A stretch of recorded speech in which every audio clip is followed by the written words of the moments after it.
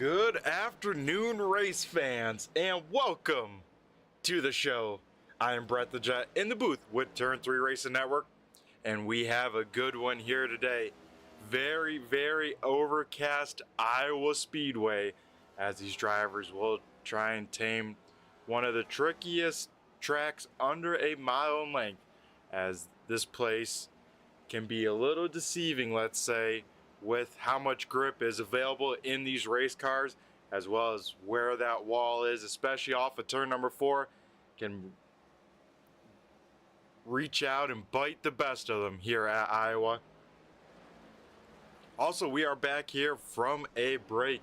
You know, we had the kind of midway break in with the 802 boys, as well as I was on vacation last weekend, so was not around to cover Indy, but don't you worry, we got a tape delay broadcast coming on up here for sure before next race, so stay tuned for that to get race number 11.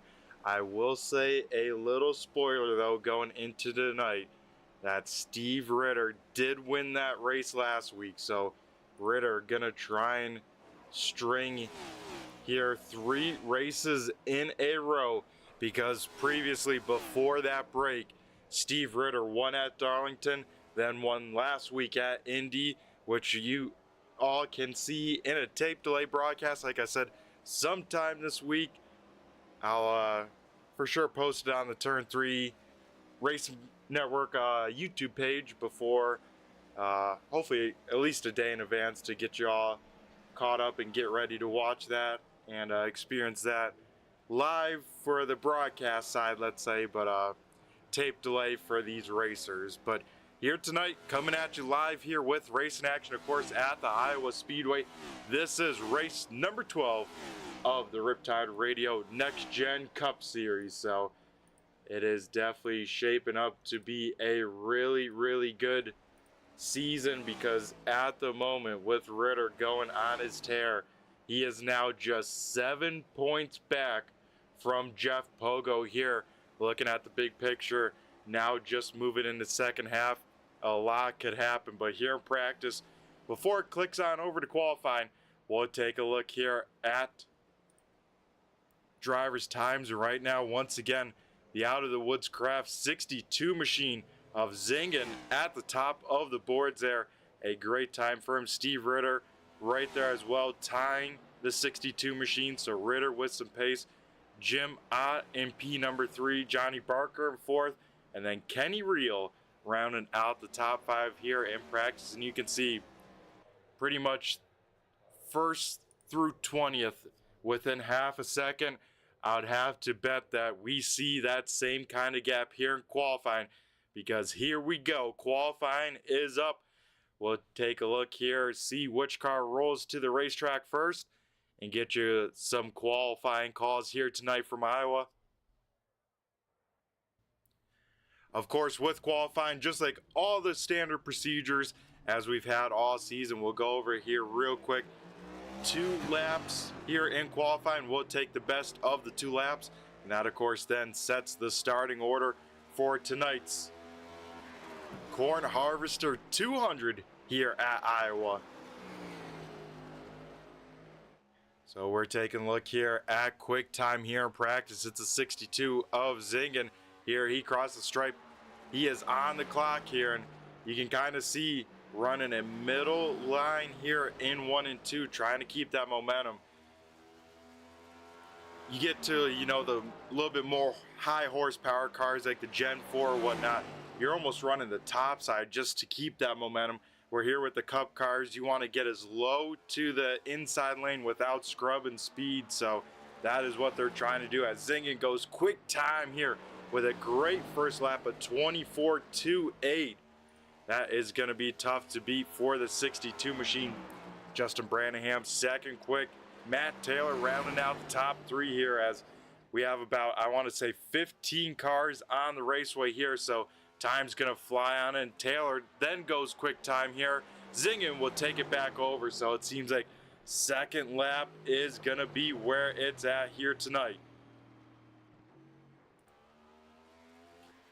We'll take a look at another driver here. First time here on the broadcast. I believe ran last week at Indy. Let me double check. Yes, he did. So Dylan Jacobs here in the 88 or the 11 in the timing and scoring. So we'll take a look at Jacobs here. First lap, trying to get on the clock here. Looks like gonna throw this first one away here. Didn't like the entry into turn number 1. As we have a new quick time here, Johnny Barker going to the top of the board there. So a great lap from the number 6 as Jacobs crosses the stripe here. Will put himself 14th quick here. Here is lap number 2. We'll see what Jacobs can do as he'll head down the backstretch here for the final time here tonight at Iowa. So far, 19 cars have taken a lap. That just leaves, I want to say, about 6 cars to yet take a lap here as Kenny Reel jumps into the top 10, slotting in P number 8. Jacobs just missing out on the top 10. Will slot in 11th in the 11 car. A driver rolling out to qualifying here fairly late will be the 90 of Stephen Holmes. Holmes may be watching the broadcast, say, you know what, I need to give this Ford Performance number 90 machine a little bit of screen time here, so I'll go out there a little bit later, see what I can do. So Stephen Holmes here on the clock in the number 90. Holmes looks like taking it easy on lap number 1, not trying to abuse those tires, so trying to bring them up nice and easily, and then gonna let it fly here for lap number 2. So putting all the eggs into the basket of the second lap. Cannot afford a mistake, as here we go. As it actually looks like Holmes just kind of backing it on down just to take a lap to start towards the back, it looks like. So Holmes will clock in 20th there.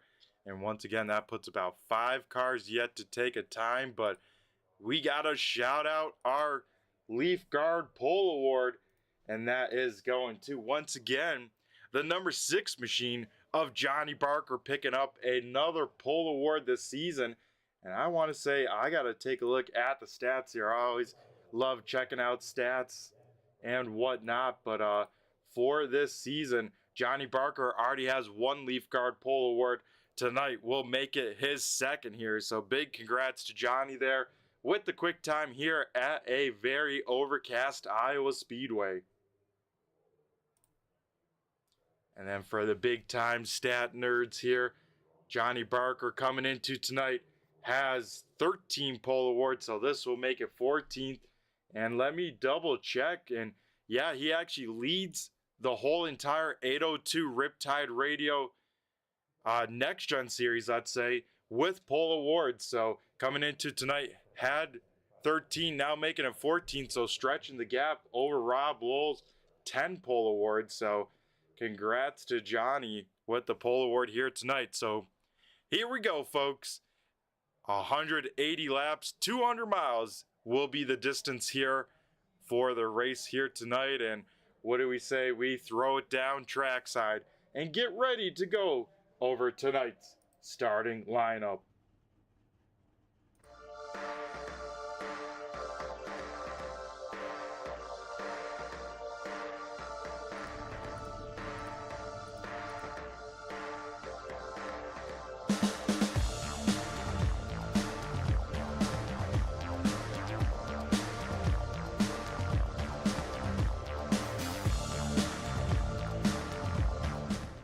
Alrighty, folks, here we go.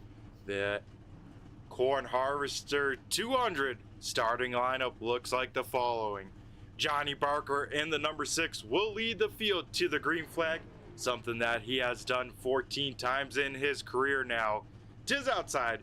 He had a great practice time, backed it up with a great qualifying effort. Let's see if luck is on his side, can string it all together for a race.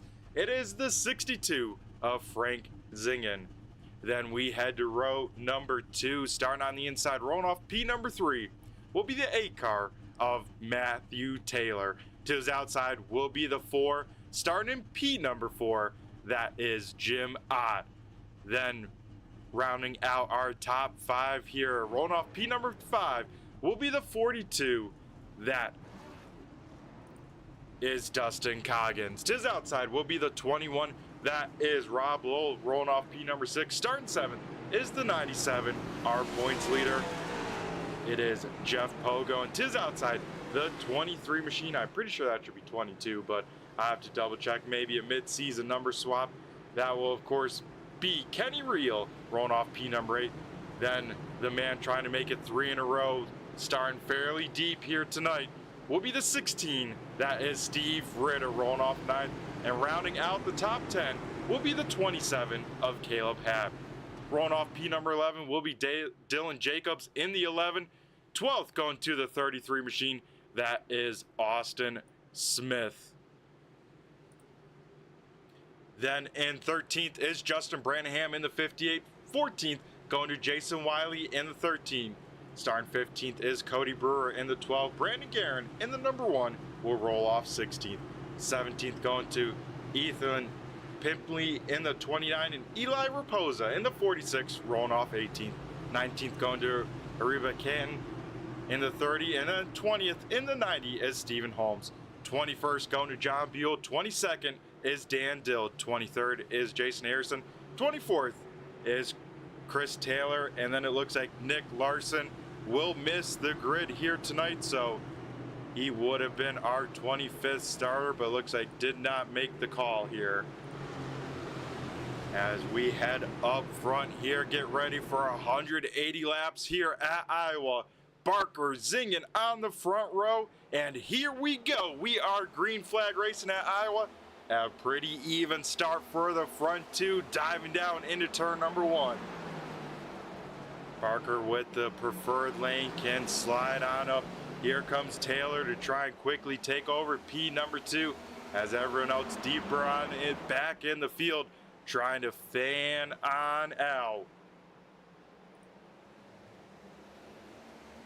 Lap number 1 in the books. Johnny Barker will lead the way, and we get a caution flag here as it looks like the 30 machine slow on the speedway, trying to get that thing righted and rolling, but we'll bring out a quick yellow here on lap number 1. We'll take a look here, see what happened to the number 30 machine.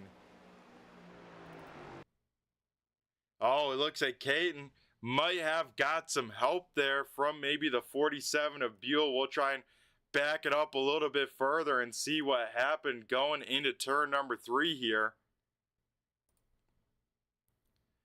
Yeah, looks like definitely got some help from the 47 of Buell. And Caton just trying to hang on to that race car. Very tough to do, as you can see that apron just kind of yank that car around. Luckily, everyone does a great job at avoiding the 30 machine, as that could have been a lot worse than it was. But like I mentioned, you can see that 30 car get down on the apron, save it once, but then once he got back there again, that car just kind of yanked on around, especially these next-gen cars. And one person that did want to see that yellow, Nick Larson, has made it out on track. So I believe Larson sits at the moment 1 lap down, but able to find a quick caution, and that is definitely going to help the 2's cause, as he was not there. I should say started from pit road.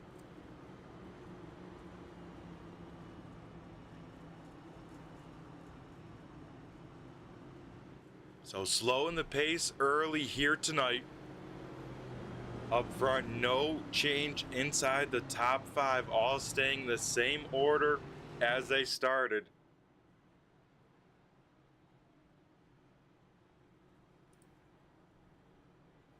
So I believe here at the stripe we should get the lights going on out on the pace car. We actually don't, so it will be 2 to go here, and maybe I try and get a quick word with a driver. Maybe we'll maybe give them some time, let them think about their game plans. I know the crew chief's probably chatting over, but if there's anyone you want to hear word from the driver's seat here tonight, be sure to let me know, as we're always looking to chat with most everyone at some point. Always love to get some driver's perspective on things. As top 5 for the restart will be Johnny Barker, Frank Zingen, then it is Matthew Taylor, Jim Ott, and then Dustin Coggins. So those were the top 5 here on the initial start. Will be the top 5 here on the first restart of the night, as this time by Barker will choose here at the stripe. Looks like we'll choose the high side, so I'll put the 62 down low, and here we go. The rest of the field will double them on up, and we get ready to go back to green flag racing. First 5 laps under the caution flag here, so we will see if things will be a change in here, or we got a eventful night in store for us. Only one way to tell, and that's of course to turn them on loose, which we'll do in a half a lap.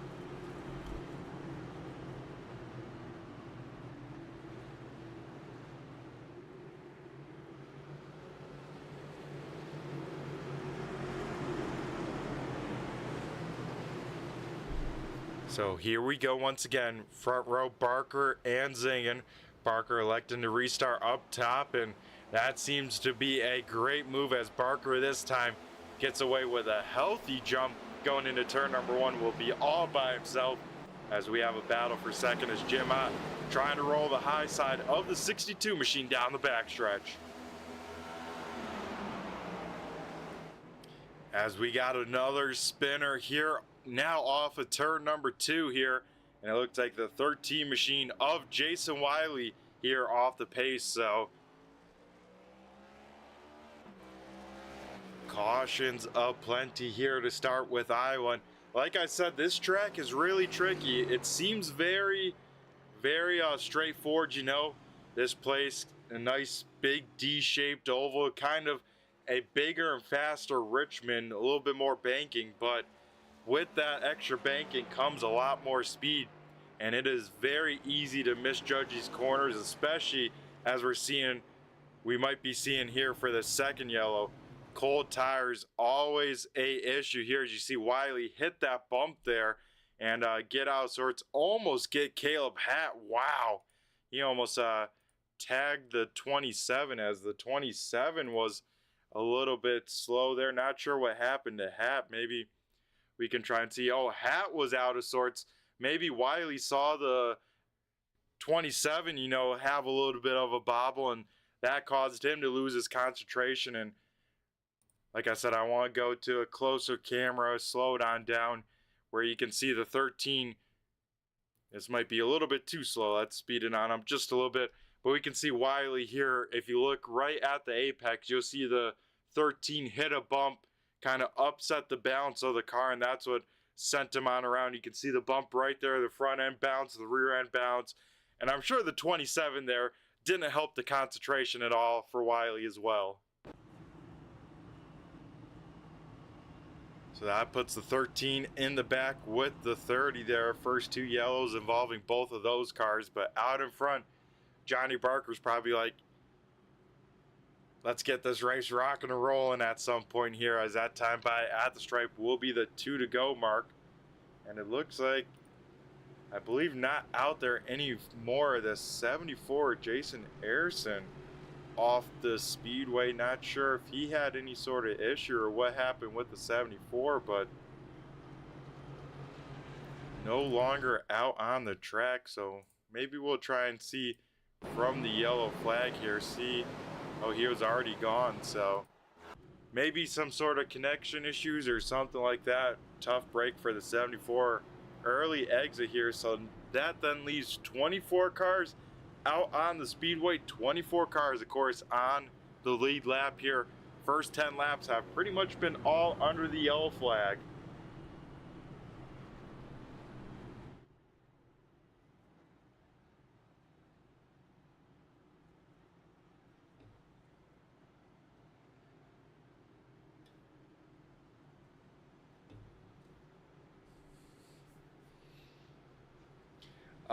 That's a bummer to hear there, Christian, that you lost your internet there right as the session went up and came back there. That is a heartbreaker there to not be able to race. Hopefully you can contact that internet company, and especially if it's been an issue before, you know, give them a little bit of your peace of mind, because that is definitely very frustrating, especially for any sort of sim racers. As here we go, lights are out once again at the Iowa Speedway. Johnny Barker once again electing the high side, so same top 5. Here we go, as once again front row Barker and Zingen getting ready to lead the field to the green flag here. First 10 laps in the books, still 170 left to go, as Barker once again a great jump, even better this time, as here we go, 3 wide for second, down into turn number 1. Jim on the low side trying to muscle his way through. Matt Taylor trying to keep the momentum up top. Zinging the meat in the sandwich in the middle. Zingen able to keep that momentum, will get clear of it. Now it is Taylor and Zingen side by side for second here. Best battle furthest on up in the speedway right here, as Zingen trying to hang on to that second position. Couldn't quite slam the door on Taylor down the backstretch.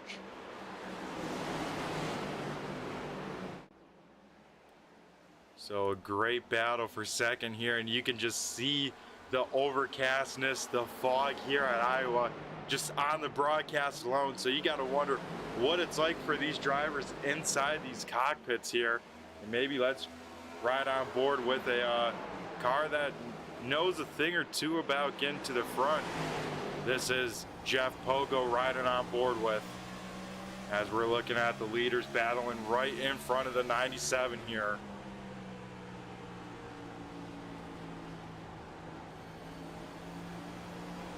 I tell you what, it doesn't look as bad as it looks on the broadcast. You know, can see a little bit better, as we see in front of them Taylor able to get second position, trying to bring along Jim out, as Pogo rolling the top side, has Dustin Coggins right there on his left rear, as Coggins trying to find a way around.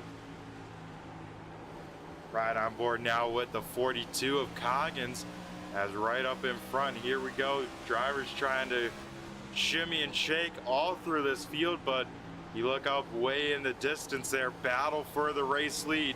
Johnny Barker under fire from Matthew Taylor.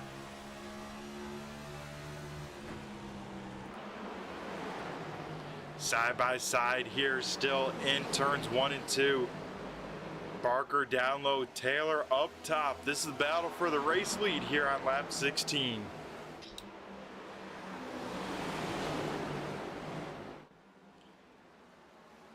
Taylor and Ott have both looked very, very fast from that last restart. You got to wonder, is Barker kind of saving his stuff a little bit, letting these guys burn up their stuff? Because as they run this high lane, it definitely wears that right front a little bit more than if you back down your pace and try and run this inside lane. But they're going to maybe try a strategy here. They got a game plan, sticking to it, as, oh, Dustin Coggins, big time out of sorts, coming off at turn number 4, hangs onto that race car. That was a great save from the 42 there. As we get a yellow there, whoa, one car right in the middle of the field there. Wow, that could have been very bad. I believe it was a 13 machine. Yes, it was, of Jason Wiley, but wow, that could have been, like I said, very, very bad here, as we try and see what happened to Wiley in turns 1 and 2. It looks like entered right on the back bumper of the 81 of Dan Dill, and kind of lost the back end, tried to get it whipped around, then sitting here in turns 1 and 2, gets it back rolling, it looks like.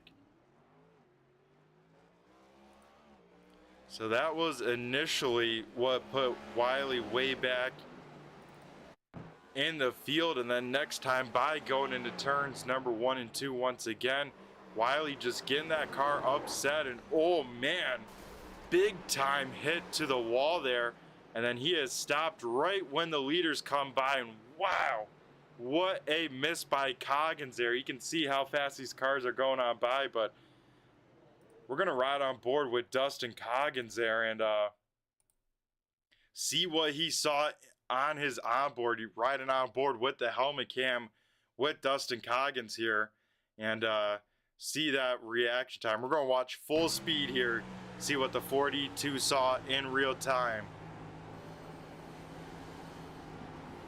Woo! Can't cut it much closer than that. Some great reaction times from the driver of the 42 machine there, because like he saw there, no car, and then all of a sudden, big surprise, car sitting right where you're trying to exit the corner. And good news for the 74 fans out here today. Looks like Erickson back out on the speedway will be the lucky dog here. Only car a lap down here at the moment. So he will try and get back on the lead lap. We'll need a few more yellows to get that done when things are all said and done. But so far under our third yellow flag here as we click over to lap 21.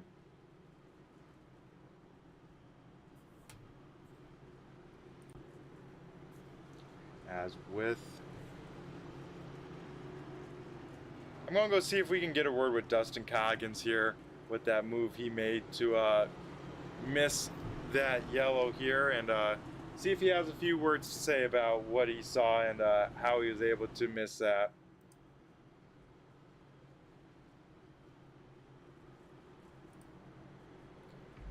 Hey Dustin, you got a copy? It's Brett the Jet in the booth here. Yeah. Alrighty, man. We rode on board with you with that yellow. How'd you miss that wreck? Because all of a sudden there was a car right where you wanted to exit that corner there off of turn number 2. Man, I was already thankfully down low, and that's where I'd been running. So if he was a half a car down, I'd have probably not been able to get down fast enough. But thankfully that's where he was, because it was almost bad. Yeah, definitely. I like to call it a Code Brown moment right there for you. Yeah, I mean that wasn't good, but you know it happened. So luckily I was where I needed to be on the racetrack and not in the middle. Yeah, luckily that. It looks like a kind of a new schema on the car. You want to give a quick shout out to that, then we'll let you get back rolling here, as I think you guys got the one to go here. Yeah, man, we got Ryan Dirty Pressure Watching on here. He helps me out a lot. That and Gentry Used Auto Parts, they're on here too. So they help me out, help me get my racing going, and let me practice and all that. Get me a good car every weekend to come out here and compete. Awesome stuff. Well, Dustin, hopefully we'll be talking to you by the end of this. We'll let you get ready for this restart here. Good luck to you. All right, man. Thank you. Alrighty, that was a 42 of Dustin Coggins. Getting a quick word with him, because here we go. Going back to green flag racing. Matthew Taylor, Jim out on the front row. And we go back to green flag racing here, as once again Taylor taking a look out, taking a page out of Barker's book there, electing the high side on the restart and making it work to his advantage. As the front two try and check on out. Here comes Jim Ott, will sail it big time down into turn number 3. Will try and clear Taylor. Yes, he will. New race leader Jim Ott out in front.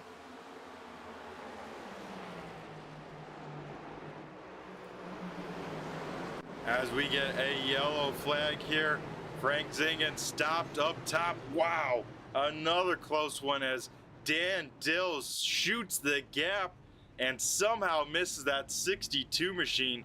That could have been very, very bad, but man, if there is a person that doesn't have any luck this season, it is this car right here. Frank Zingen here to the back of the pack here.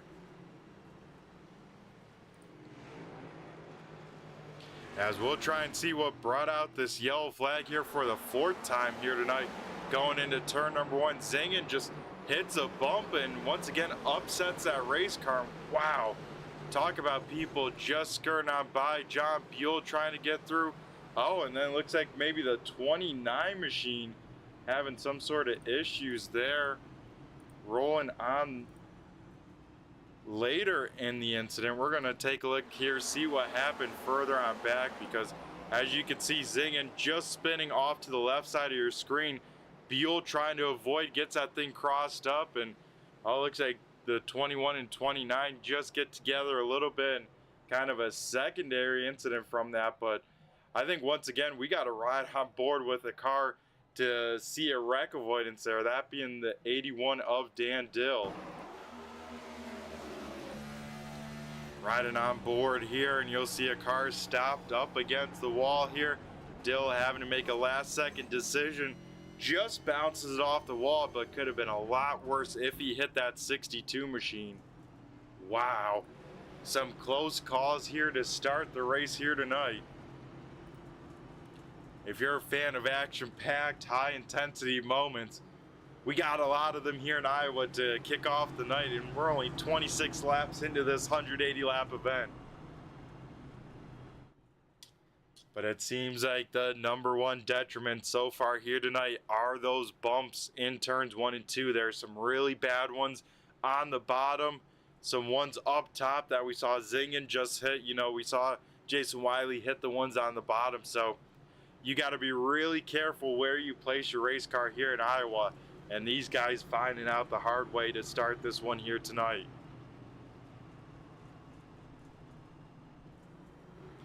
So with our 4th caution flag, I believe got the 2 to go signal that time by, we're going to throw it to a quick commercial break. On the other side, we'll get ready for our 4th restart of the night.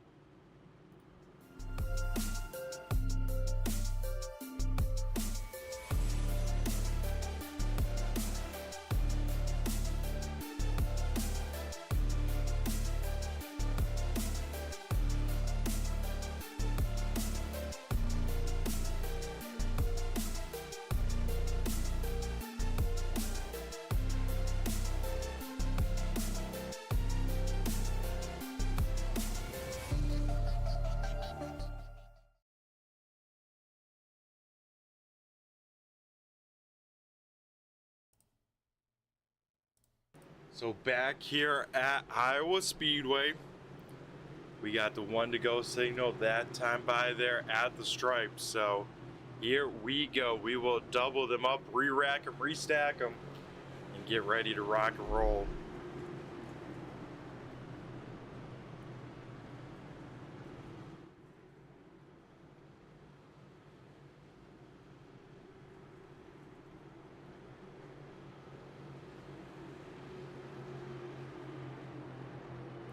So front row gonna be the same as the last restart, but in different positions as Jim Ott, the race leader, elects the high side.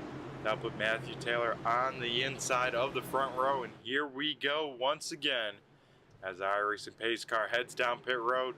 Jim Ott on the loud pedal, going through that sequential gearbox, and we go back to green flag racing here at Iowa. Taylor wasted no time to get right behind Ott there down the backstretch, and oh man, yellow out once again for the 5th time. This time it is for, it looks like, the 16 machine of Steve Ritter. So if Ritter is trying to do this three-peat, things got a little bit harder for the 16 machine, as he will now go all the way back to P number 23 here. So we'll try and find out what happened to the 16 machine here on the restart. Looking at it full speed going into turn number 1. Looks like getting some help from the 27 to Caleb Hatt. We'll get almost turned on around, bounce it off the outside wall and come to a stop. And once again, kind of a close cause. I think the 29 machine right next to Ritter there as the yellow flag comes on out.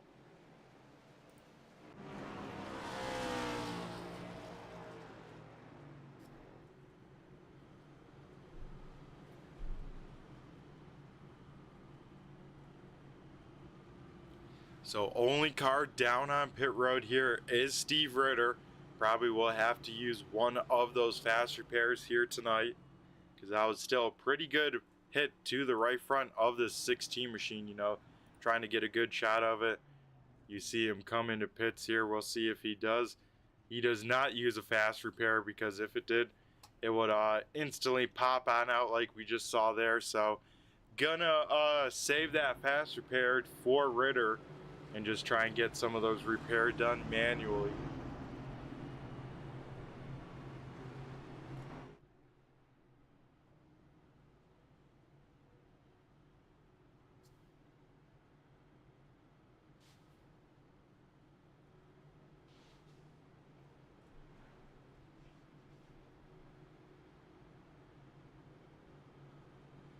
As that time by here at the stripe, we get the 2 to go signal, and good news here for the 74. Some more good news, let's say, because with the amount of yellows we've had to start this race, Jason is now back on the lead lap here, has gotten back out there after the internet connection issues, and has gotten back on the lead lap. So great news for the 74 here. So there's always a positive spin on every situation, I tell people, and that's definitely one we can make for the 5 yellows to start tonight here and the first little going here.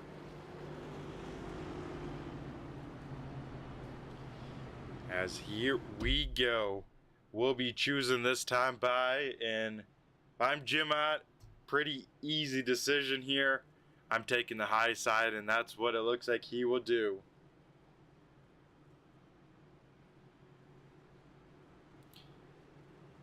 So on the front row, Jim Ott will lead the field to the green flag from the high lane. Ott, part of the J3 Motorsports team. And then to his inside, Matthew Taylor in that W number 8. He is part of Bluegrass Bandits. So 2 rival teams here on the front row. And getting ready to duke it back out here once again under the green flag conditions here. As the first 5th of this race has had 5 yellows. We'll see if that changes here, as once again 5th restart of the night coming your way. We'll try a wide shot here, see if that's maybe a little bit of good luck, but here we go. Jim Ott will head into the restart zone, fire on off, and once again get a great restart here. Away down into turn number 1, Taylor in second. Now it is Jeff Pogo making his way up into P number 3. So top, I want to say 5 now, all single filed out here. As next best battle on track is the 58 of Justin Branham and the 11 or the 88 on the car of Dylan Jacobs. Then right behind them, first time this guy has been in the top 10 here tonight. Biggest mover so far, up 12 positions from where he started. That is the 47 NOS machine of John Buell. So Buell starting to get this place figured on out. As it looks like Jacobs able to clear Branham 4-7. As Jacobs will wash way up the speedway, gets out of sorts, somehow hangs on to that race car, as that could have been very, very bad. Man, oh man, even with the overcast, folks, these cars looking very loose out here on the speedway, so it is definitely going to be a driver's race, a driver's racetrack. It is tonight here at the tricky Iowa Speedway. Out in front though, Jim Ott trying to stretch his legs a little bit as he tries to put about a half a second gap over Matthew Taylor. Then it's about a 1 second gap back to Jeff Pogo. Johnny Barker in 4th, Dustin Coggins rounding out your top 5. Battle looking at here just inside of the top 10 here, as it's Dylan Jacobs and Caleb Haddon. Maybe now some Austin Smith action, trying to get a piece of this as well. This is a battle for 9th, 10th, and 11th here at the moment.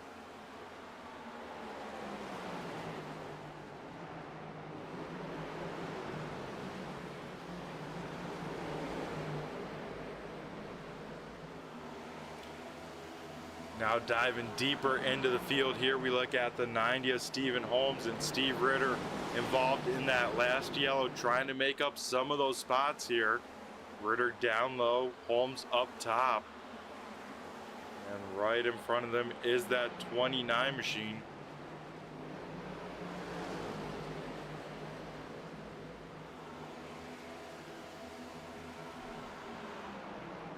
As most people, I should say most of the field, let's say, spreading on out here. Not too many super close battles here on the racetrack. As one kind of shaping up here once again between Jacobs and Hat. These two have been racing around each other, I think, for sure of all this restart, and I believe the last couples as well.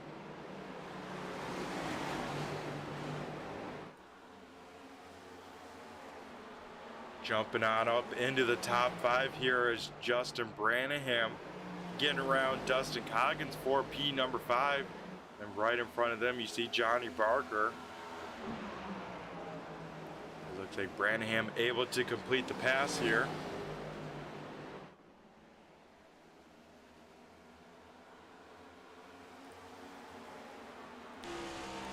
Riding on board with Johnny Barker, looking back at the 58 of Justin Branham here. And you can hear just how timid these drivers are having to be on this throttle pedal. As we listen here, riding on board with Johnny Barker for a lap.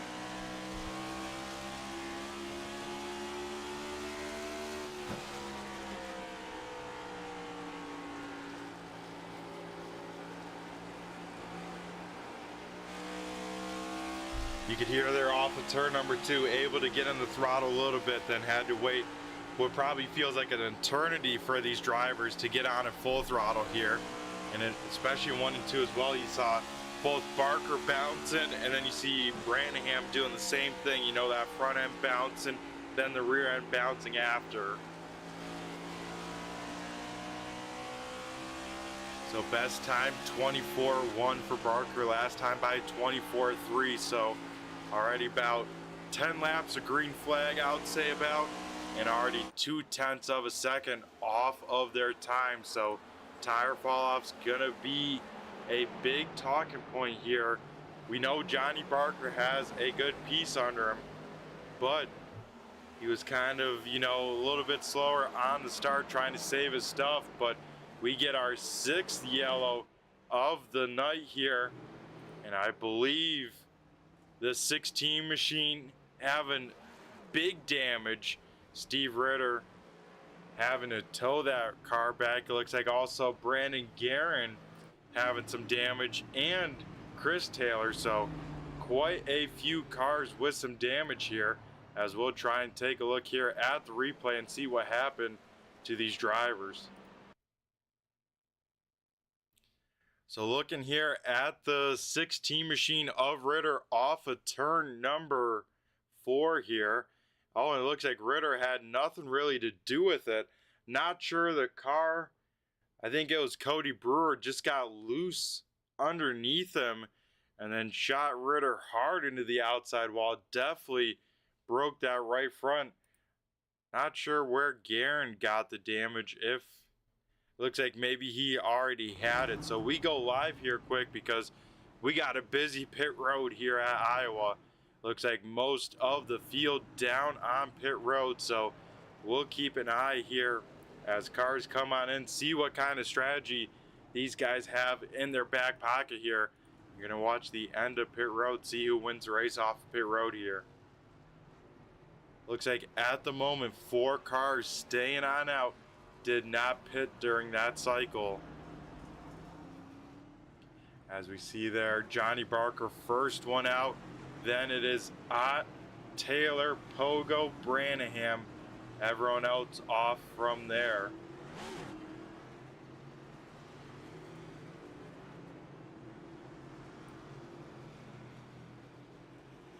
And some interesting strategy up near the front here tonight, because looks like Johnny Barker just fuel only, maybe right sides, but at minimum just took fuel. At maximum only took right side tires there. Everyone else coming in for a full service of getting 4 fresh tires and filling it up with the fuel. Here at the moment, Nick Larson and Rob Lowell did not come down pit road that time. Larson has yet to visit pit road here tonight. Lowell last down on lap 25 during that caution.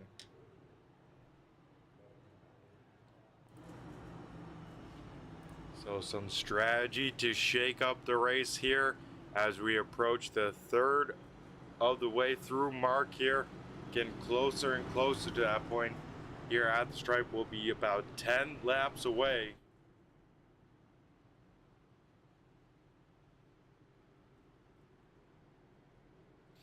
As Johnny Barker's going to be the furthest up, starting in P number 3 of the guys that pitted during that last yellow, but the first guy on 4 fresh tires will be the 4 car of Jim Ott. So yeah, it looks like Larson and Lowell both staying on out for this restart, so we'll have to see if Larson has any sort of tire spin or anything like that.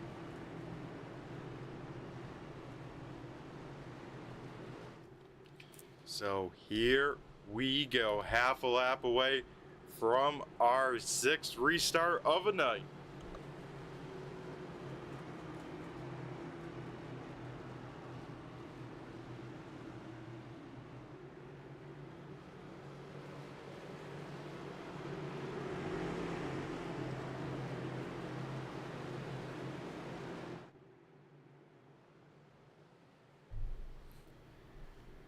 Larson gonna fire on off, get a great jump over the rest of the field.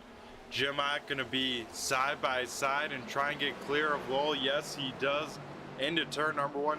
Here comes Ott to the race lead. 3 wide there as Larson gets tied off of turn number 2. But Jim Ott quickly back out to the point as we get a car spinning here in turns 1 and 2 here. So this will slow up the field here for the 7th time here tonight. And we'll try and see what happened to the 81 of Dan Dill.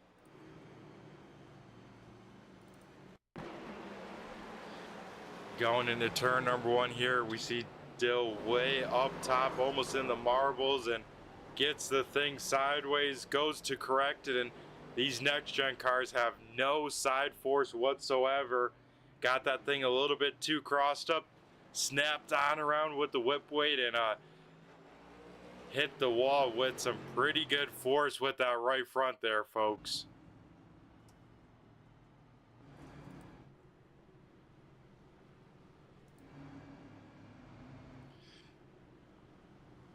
So for the Steve Ritter fans out there, was able to use up that one fast repair there, tow his car back. Is back out on the speedway, and yep, here it is. We'll get his lap back here. So Steve Ritter, the lucky dog here under the 7th yellow, will get back on the lead lap, and another hurdle overcame for the 16 machine here as he tries to make it 3 in a row.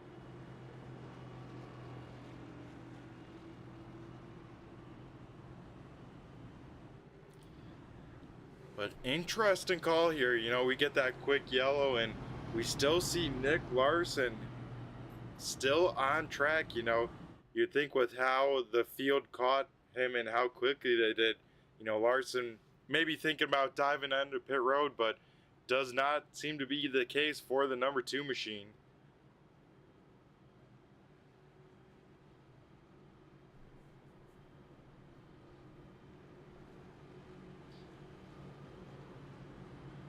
So a single car incident to bring out caution number 7 of the night here.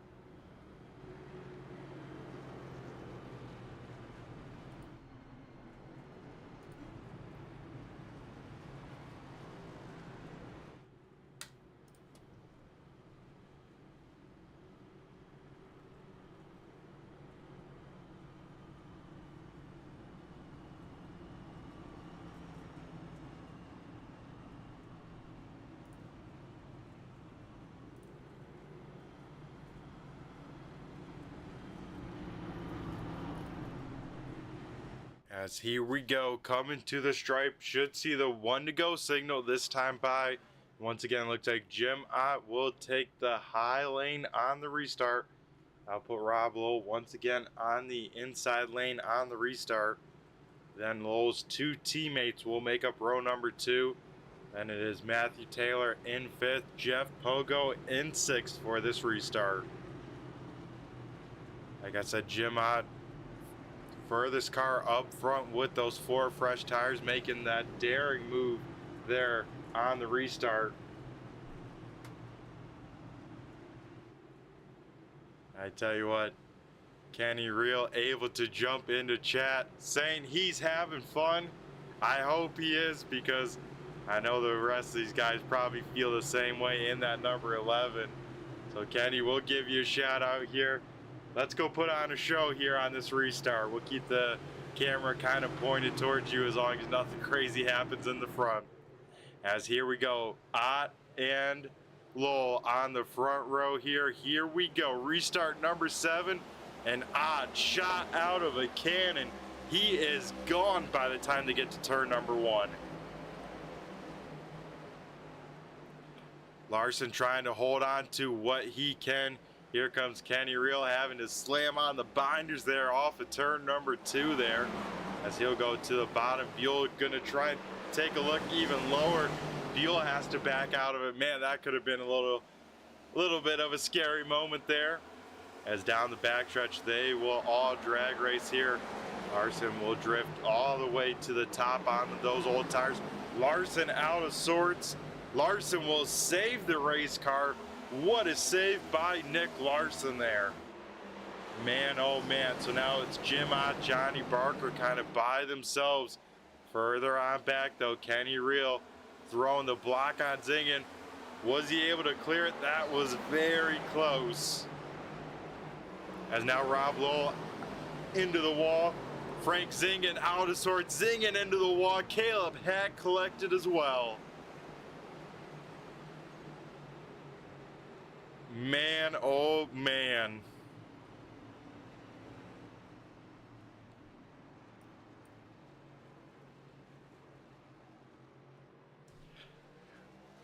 Man, I tell you what, if I was a betting man and someone said we'd have 8 yellows for the whole race tonight, I'd say, man, that's a little bit of a high number. If you told me we'd have 8 yellows in the first third of the race, I would have called you crazy, but that is what we have here tonight, as this track definitely very, very treacherous for these drivers here tonight. As maybe with the overcast, maybe it started raining down on these corners here or something. As we'll take a look here, see what brought out the caution flag for the 8th time here tonight. And Zingen out of sorts. Caleb I believe had nowhere to go, and a big time hit for both of those cars. I was going to try and back it up a little bit more if we can, just because I like to see what Zingen, because I think Zingen saw Lowell get out of sorts, and that just broke his concentration just that little bit. Kind of like we saw what happened to Wiley earlier in the race. As we'll ride on board with Zingen here, of course. A little bit slowed on down here. And take a look going into 1. You see that red, orange, and yellow machine down there on the bottom for 2nd. I think Lowell gets tight. Maybe it's not even this lap. All right, we'll go a little bit closer to the yellow, let's say. As you see Lowell get tight there, we'll get the wall and Zingen that big bump, and you can see just how out of sorts that car got. And then Caleb Hatt with the 62 out of sorts, you can see having little to no time to react there.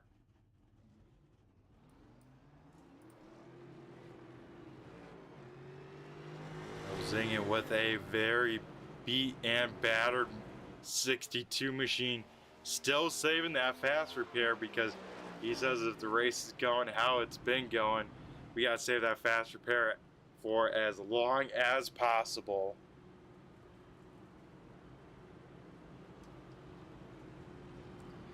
All right, I think we might need to get a word here with this guy.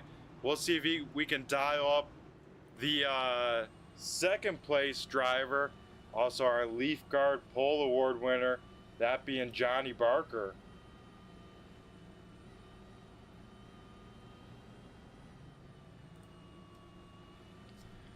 Johnny, do you got a copy? It's Brett the Jet in the booth here. Got a copy. Alrighty, man. So 8 yellows to start this race. I mean, who saw that one coming? I know it, and I wish we'd go green. I got a better long run car for sure. Yeah, it did seem that way, and I'm sure, you know, Johnny, you're good at it.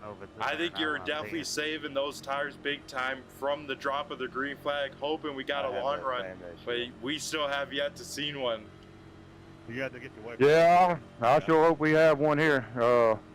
I messed up and didn't take tires when I pitted a minute ago, so hopefully I have an extra set at the end of this thing. All right, there you go. So it looks like you guys going back green here, so we'll let you go, but good luck to you, man. All right, thank you.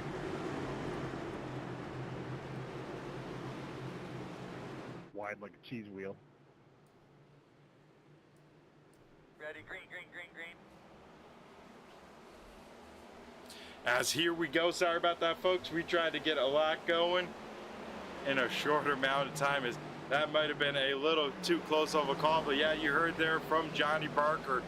Accidentally did not take tires on that stop, was not part of the game plan, so he's going to try and hold on to as many positions as he can, but like he mentioned, if we get a lot of yellows towards the end of this one, you know, he may have an extra set when it matters here. But out in front, Jim Ott leads the way here. Matt Taylor, though, right on his back bumper. And here comes the point leader, Jeff Pogo, trying to take over P number 2.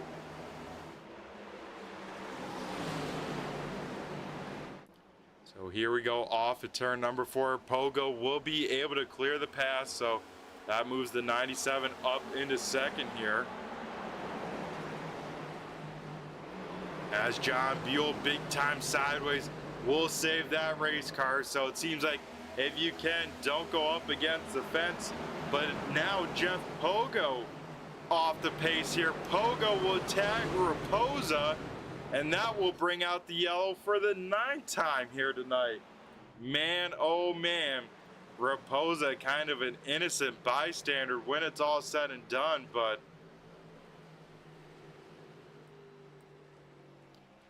we'll see what happened with kind of the rejoin here.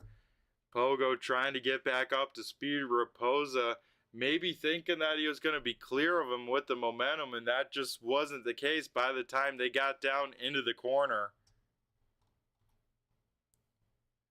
But definitely want to try and see what happened to Jeff Pogo going into turn number 1 here.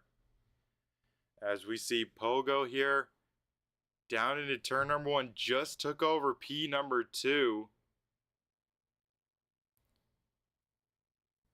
And Pogo big time over those bumps. And yeah, the back end just stepping out just that little bit. And then having to slam on the binders, keeping that car from going around, just like we saw John Buell there on the top side. And then as he gets back up to speed, Raposa and Pogo kind of misjudge each other here going into turn number 3. The gap closes on this bottom side, and around goes the 46 there in turns 3 and 4.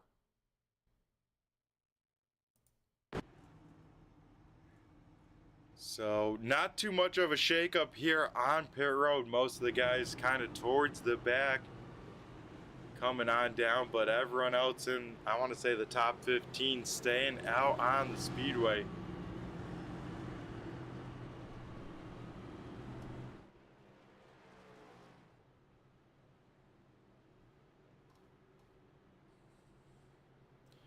So under our 9th caution here tonight.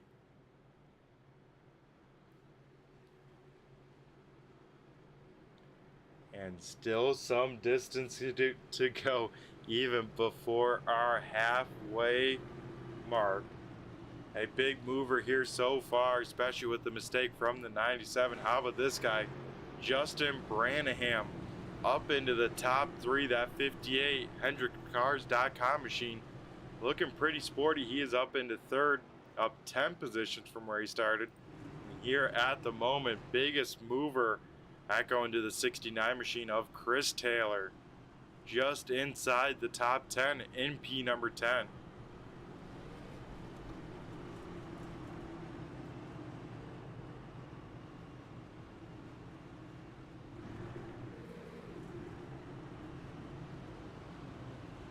So looking down high above the racetrack here, and you know, especially with this cloud coverage, I'm wondering, let's try and get the race information on up and see what it says. And yeah, you can see it there, folks, in the weather kind of box towards the right side of your screen. A nice, cool 67-degree day. So you think a lot of grip in this racetrack, right?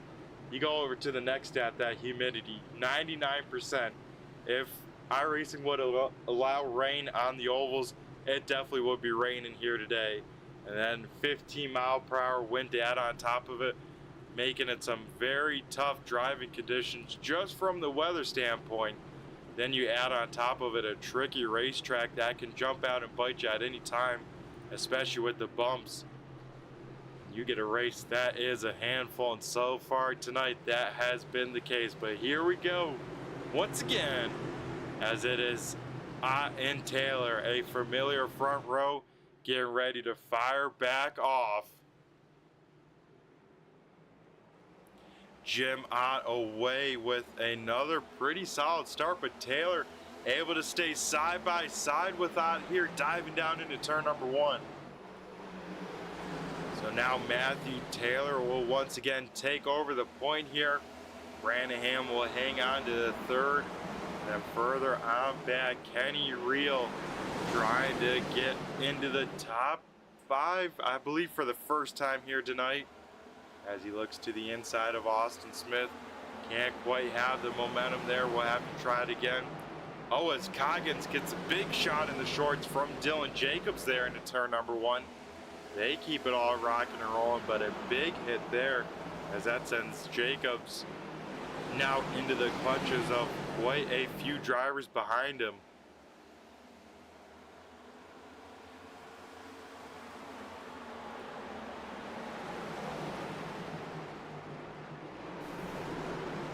As yellow flag, Matthew Taylor, and big calamity. It is a parking lot here in turns 1 and 2. Holy smokes, there is cars all over the place. And I think that started with our race leader, Matthew Taylor, and a heartbreak for the number 8, as wow, there were some big hits there, folks. We'll try and see what happened to Matthew Taylor going into turn number 1, but then a lot of calamity there afterwards. So we take a look here at Matthew Taylor going into turn number 1 all by himself. You see the gap that he put on Jim Ott, and it looks like Taylor just starts losing the back end. Yeah, on entry, starts putting some wheel to the right side here.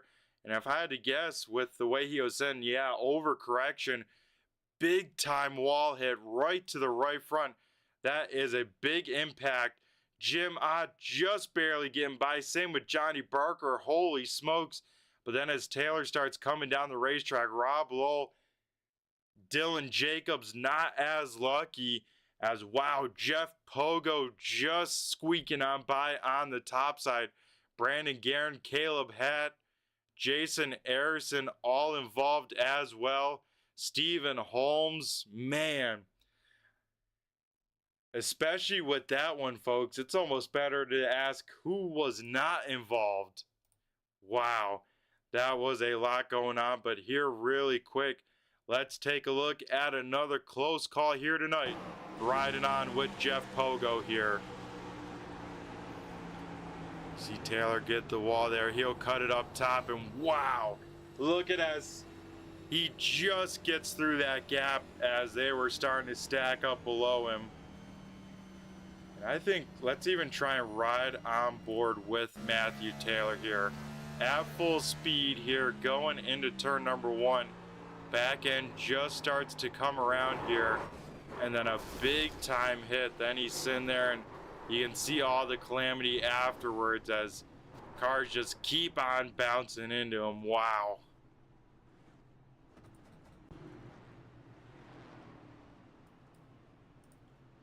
So the first big one of the night here coming out at around lap 71 for our 10th caution of the night.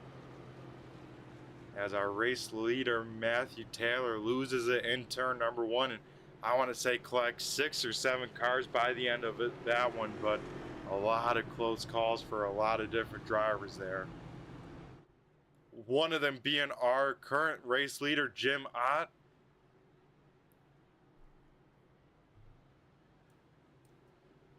So here we go. We'll get the 1 to go signal this time by Ott. Will once again choose the outside lane. Branham will be put inside of the first row. And how about this? Some names we haven't seen up towards the front. Kenny Reel restarting in 3rd. And then Ethan Pimpley in that 29 machine rolling off 4th. And then how about this? Jeff Pogo just involved with the second to last yellow, already back in striking distance here.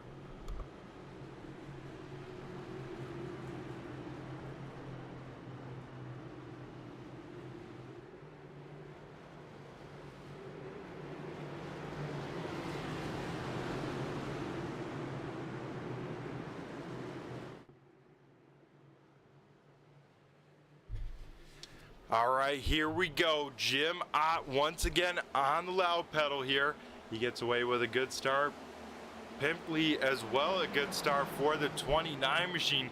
He's able to muscle by for P number 2 as the 29, a man on a mission here. Here's showing off some muscles mid-race as now Kenny Reel looks to get up to the podiums here tonight. Won't quite have the momentum there.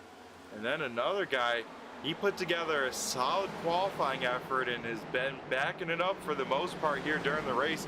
Caleb Hadd in this number 27 machine has been looking very sporty here.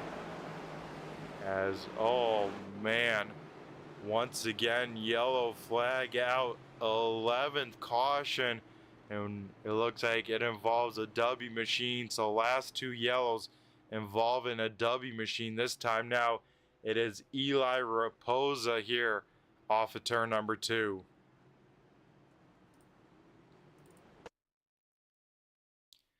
As we take a look here for Raposa here through turns 1 and 2. And once again, seeing those bumps on the high side, upsetting that race car, trying to save it. Rob Lowell once again having nowhere to go, and Raposa a hard hit to that outside wall once that car snaps back and unloads on the whip weight, let's say.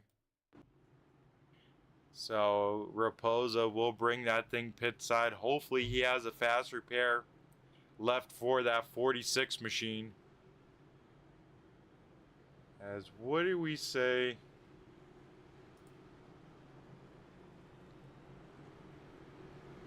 You know, we never really got a chance to talk to this guy. Why don't we talk to him? He's sitting in P number 10. He's in the thick of it right now. Let's talk to Arabia Caton.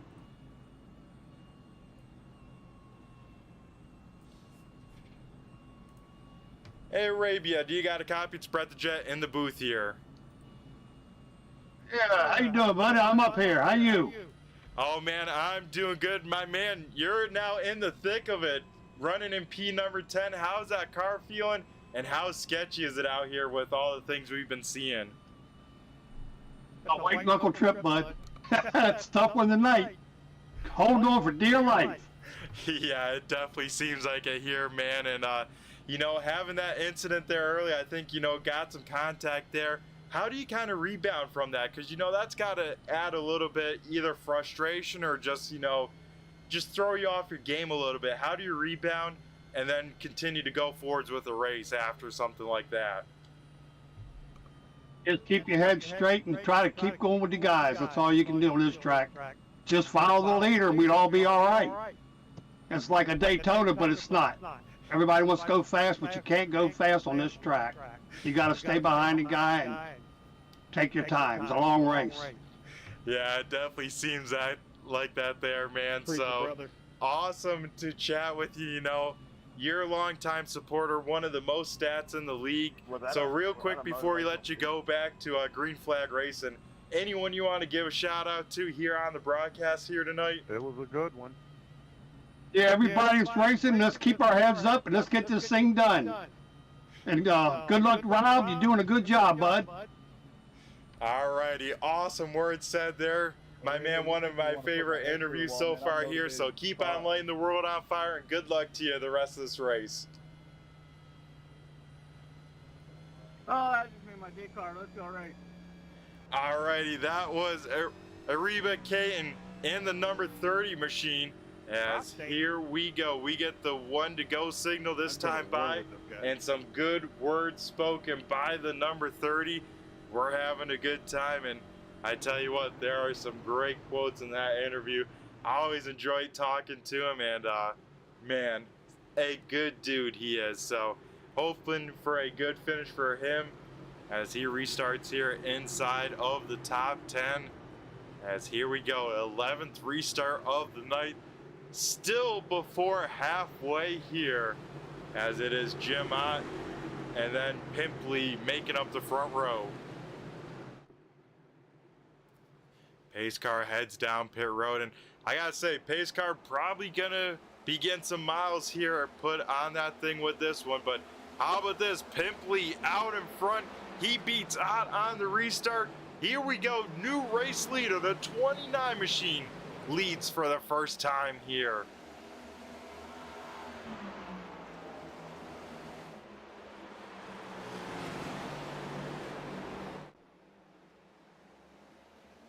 What a great story it would be if this 29 car could string this whole race together from here. Jim Ott up in the second, Kenny Reel in third. Jeff Pogo has rebounded to fourth, and fifth is Justin Branham. As once again, some cars together. Eli Raposa coming in late. Same with Dan Dill, just getting some damage as well. Man, oh man.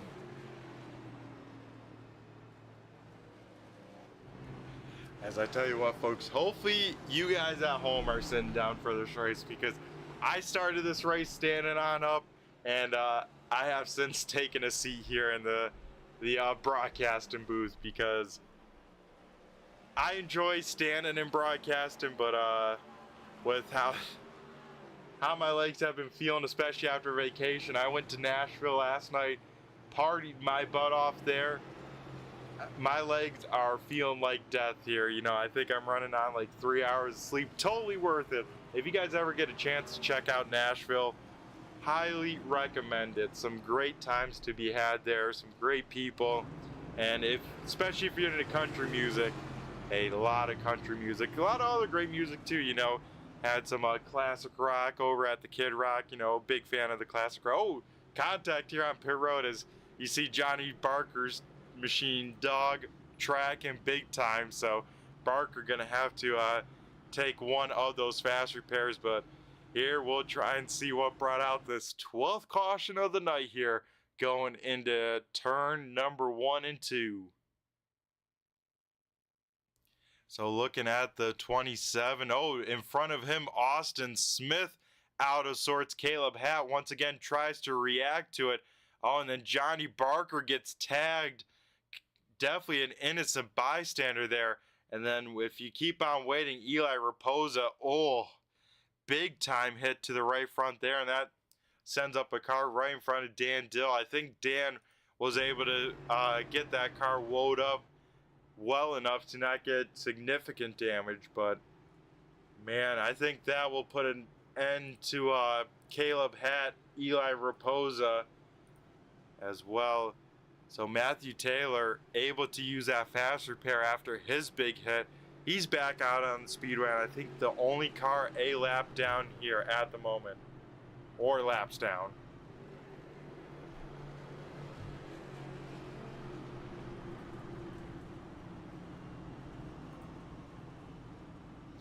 So yeah, hearing the chatters of the drivers a little bit, I thought I heard the record amount of cautions in a race was 17 at Daytona.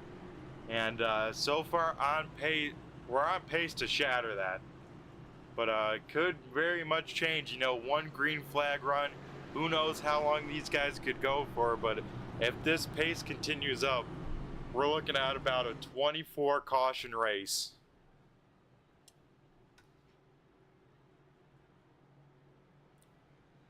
As here at the stripe, the field will choose here. It looks like Pimply gonna choose the high lane here. Once again, Pimply on the front row. Ethan gonna be the control car on the restart. I tell you what, if this 29 machine wins this race, I know Brandon rewatches these and a lot of other graphic designers. If he picks up a win, I mean, I think that's almost guarantee of some sort of wrap or anything, because I'm pretty sure that's an iRacing base wrap on that car. And if that thing sees victory lane, I think that's almost a guarantee for a paint scheme for Ethan here in the future. As here we go once again for the 12th time, right before the cross flags here. We'll get ready to rock and roll. The iRacing pace car heads down pit road. Pimply gonna wait on him and jump on it. And with waiting, I would say that caused Jim Ott to have a great restart right next to him. So I think if you're the leader, you want to go earlier rather than later, because Jim Ott long gone out in front here. Kenny Real now gonna try and take over P number 2 from the 29 machine, and right there behind them, Jeff Pogo gonna try and pick a lane and try and continue to move back to the front of the running order here.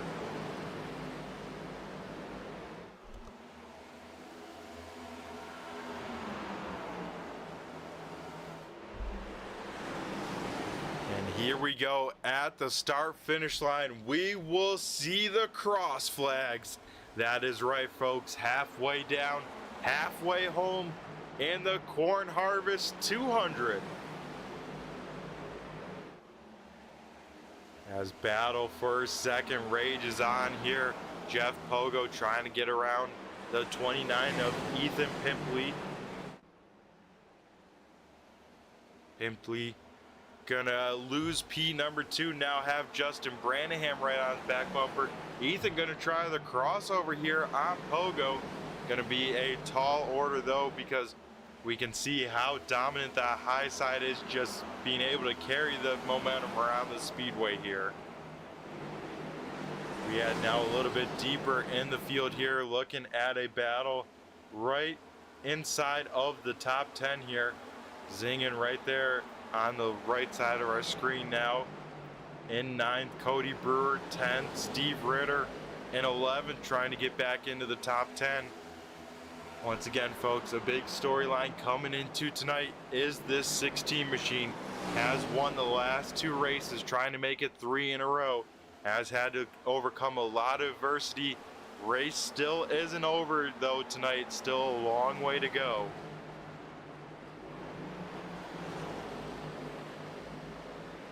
As now Ritter to the inside of Brewer. That is for 10th position here. Now looking to the inside of Jacobs. That would be for 9th here, as Jacob loses the spot to Zingen. So far, this is the best battle on the speedway, this gaggle of cars here.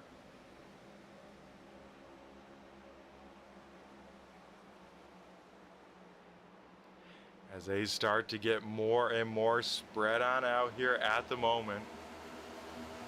Everyone's trying to find what pace they want to ride, because most people last came down at lap 47, at least the guys in the top 5 then it is Dustin Coggins last down on lap 73 here. So if we do get a long run, we could see Coggins staying out on Speedway for a long time here.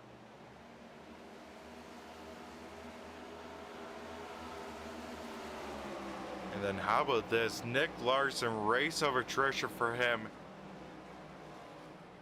Started from pit road, got that early yellow, and continued to make his way up through the field. Now sits inside the top 10 in P number 8, and a whopping 17 positions moved on up so far in the race.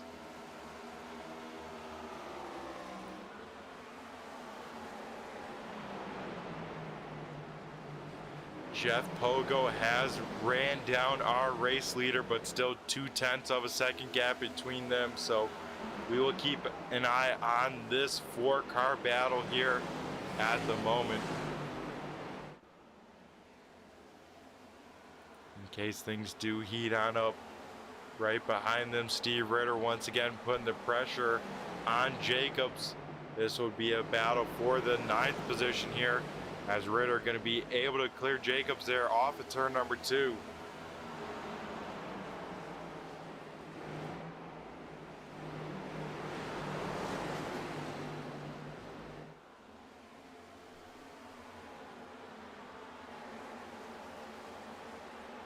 Further on back here, Austin Smith trying to rebound from being involved in that big one here. Able to get back up into the top 15 now, up to P number 14 here. Here we go. We got one shaping on up here as Kenny Reel trying to chase down that 29 machine. And then the 42, Dustin Coggins, trying to do the same, but he's going to see some pressure here off of turn number 2 down the backstretch from the 62.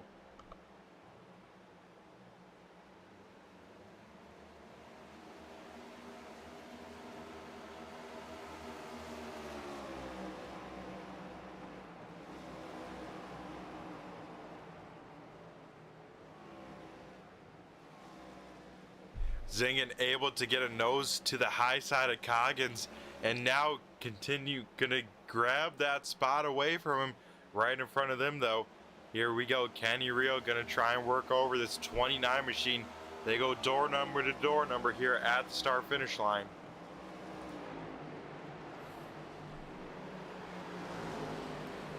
Jeff Pogo must have had a mistake or something happened to the 97, because he now sits way far back off of Jim Ott here, as Kenny Reel has gone back up into P number 4.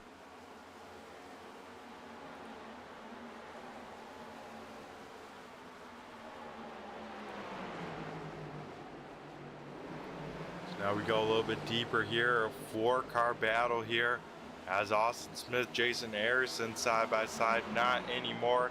And now here comes Johnny Barker. Gonna try and mix things on up.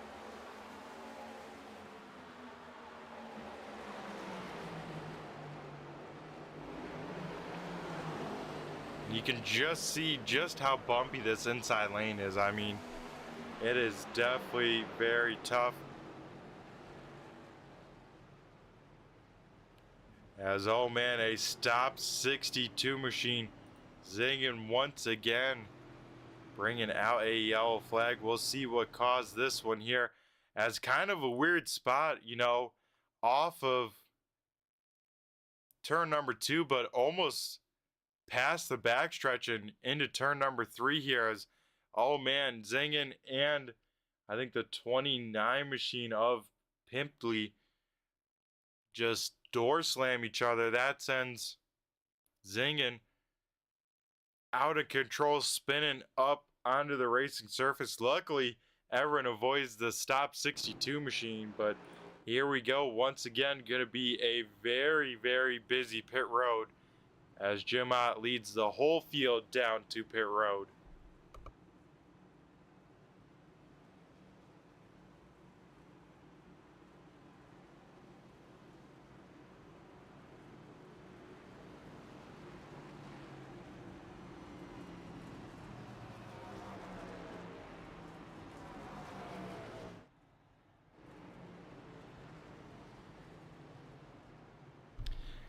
If I had to bet, I believe full service for a lot of these cars here are going to be 4 tires filled up with fuel, because I think most of these guys can make it to the end just about, because remember, for this season, 100% fuel loads in these race cars.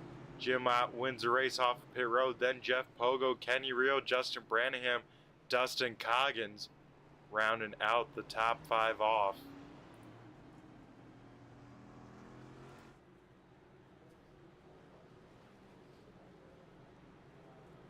Going up to the front of the field, a few cars staying on out that I've pitted from lap 73 and later.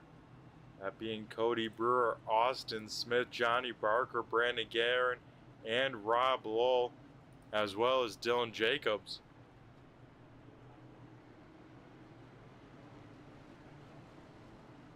So top 6 gonna be about 30 laps or kind of slightly newer rubber than that, but 30 laps older tires for most of these drivers up in front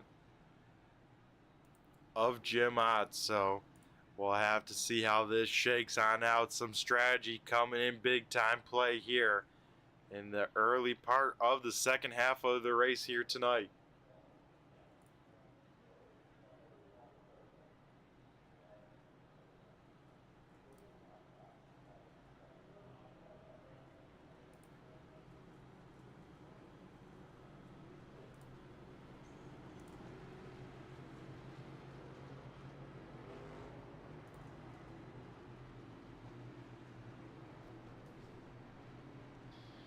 So here we go once again. 13th restart about underway.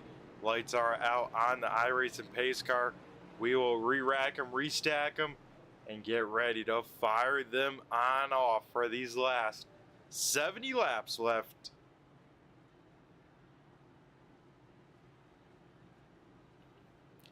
On the front row, it is going to be Cody Brewer and Austin Smith. Row number 2, Johnny Barker, Brandon Guerin. Then it is Rob Lowell and Dylan Jacobs. We're going to elect the inside lane here, so haven't seen that for a little bit. We'll see how it shakes on out as the iRacing pace car heads down pit road. And here we go. Brewer gets on the loud pedal, and we go back to green flag racing. Brewer will get away by himself into turn number 1, where I want to keep an eye on how quick can Jim Ott, Kenny Reel, Jeff Pogo slice and dice their way through the field here. Ott quickly up into the top 5 here.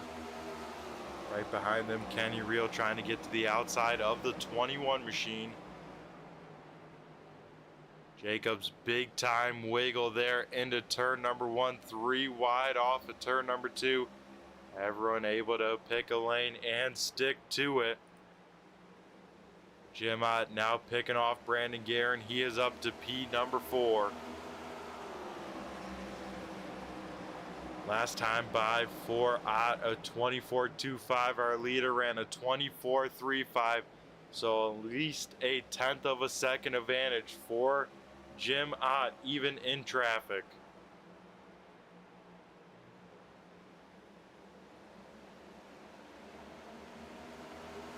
Three wide once again here off of turn number 4.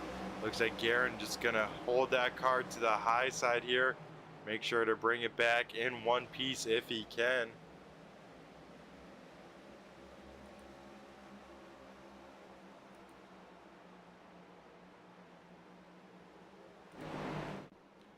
As look at this, some sun starting to come out here today at Iowa Speedway, so clouds are starting to go away. Camera shots starting to clean on up, and here we go. Jim Ott trying to work over Johnny Barker. Quickly got by Austin Smith, now got around Barker. Jim Ott, a man on a mission, setting its sights on our race leader. We go riding on board with our race leader, looking back at the rest of the field. Riding on board with Cody Brewer.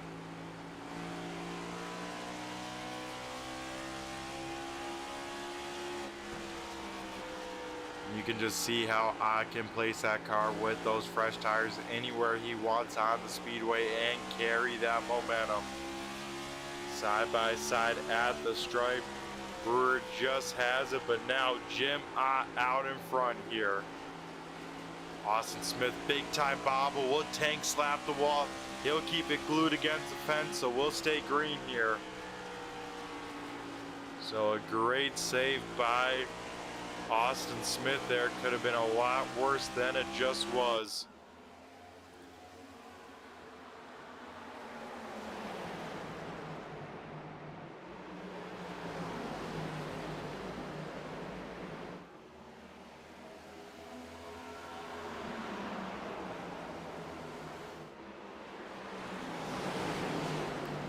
Jim Ott leading the way. Now Jeff Pogo trying to get P number 2 from Cody Brewer. Right behind them, it's Kenny Reel, Justin Branham, and Steve Ritter all under a blanket. And how about a recovery drive it would be for this 16 machine. Steve Ritter, a man on a mission, and it doesn't seem like he is done yet.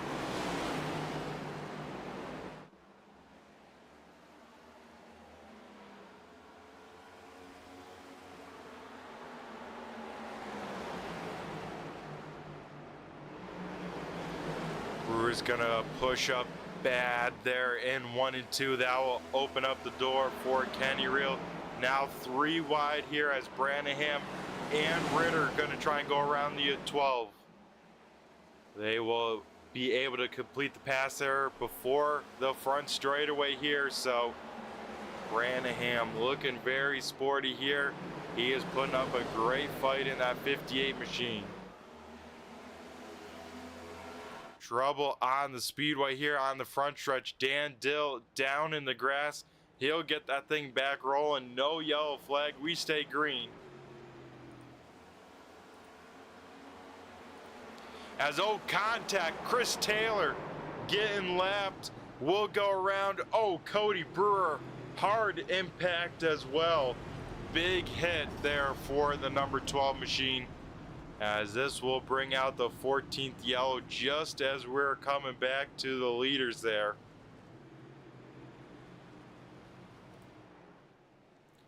We will go to the turn 3 replay here and see what happened on the front straightaway. Chris Taylor getting lapped, and looks like Steve Ritter thought about going low and didn't realize at the 69 it almost looked like he lifted, and then a big hit there for Cody Brewer, as he had nowhere to go as a car came screaming across the track there. Let's see if we can ride on board with Steve Ritter and see if we can see how quickly that gap closed there for the 16.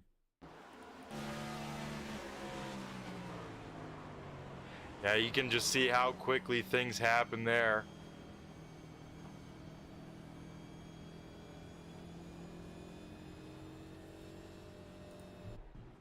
As here we go. He's been chatting with us here in the YouTube broadcast. Let's give him a chance to chat with us here. As actually, here he is. Let's chat with the driver of the 11. Let's get a word with Kenny Reel here.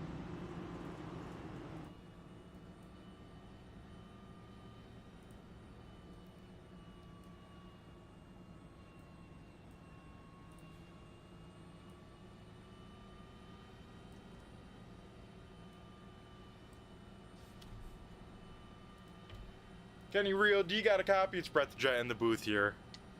I got you. Alrighty, man.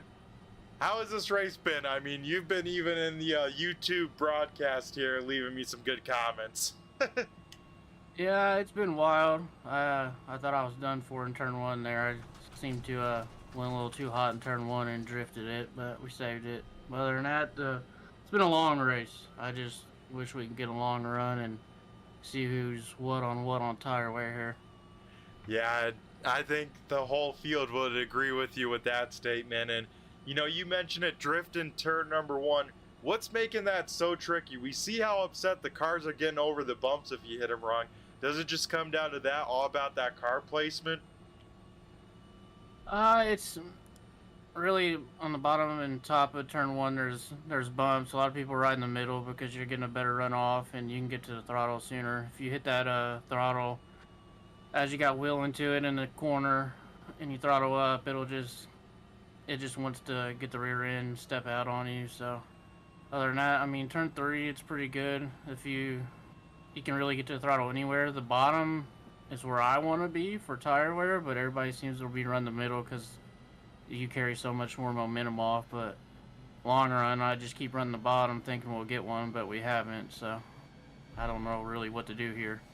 Yeah, and if we don't get a long run, I mean, what does that then change for your mentality? Does it mean starting higher up on the track and trying to burn that rubber a little bit sooner?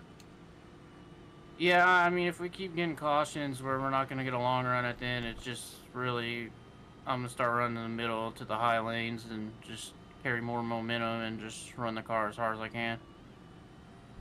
Alrighty, well, appreciate the insight, Kenny. Always great talking to you. Anyone you want to give a quick shout out to on the broadcast before we let you get back to it? Yeah, just shout out all my teammates in my team chat.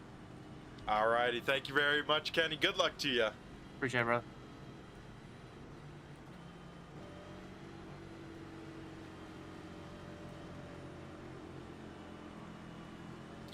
Alrighty, folks, that was Kenny Reel as we get ready to go back racing here, and here we go. Back on the loud pedal, Jim Ott out in front. He gets away with a great start here.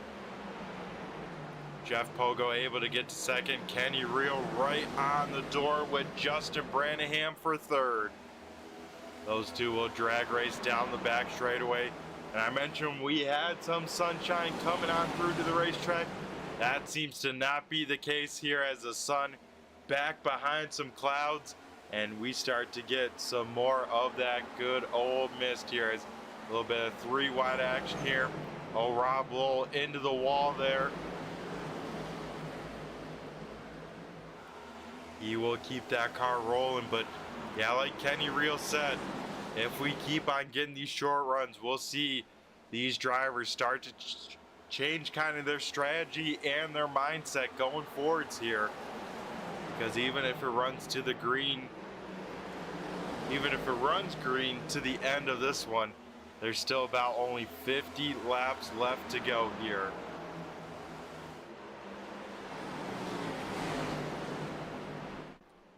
So into the final third of this race here, battling here for, it looks like sixth position. Geez, I must be getting tired, folks. It must be getting close to my bedtime or something. Already getting harder and harder to speak to me, but here up in front, our race leaders just ran their best times of the night. So Jim Ott, Jeff Pogo says it's go time from here because they think it is short runs from here on out. These guys absolutely flying out here tonight. Inside the sub 24 second last time by.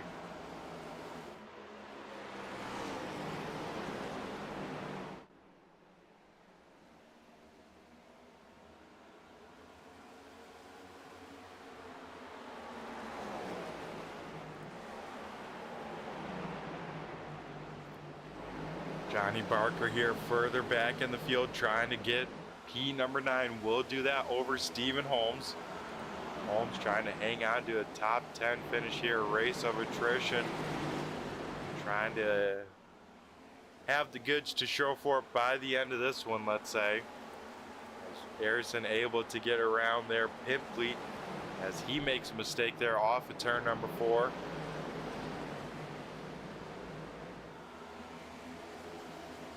As once again, field starting to stretch on out just a little bit. Jim Ott about a half a second advantage over Pogo, then another half second to Brannahan, then another half second to Reel, and then another half second to Ritter here, who has Frank Zingen right on his back bumper. So everyone's getting spread on out to about that same gap between everyone else, and it would be really, really interesting to end this race in a long run and see who can save their tires here at a tricky Iowa Speedway.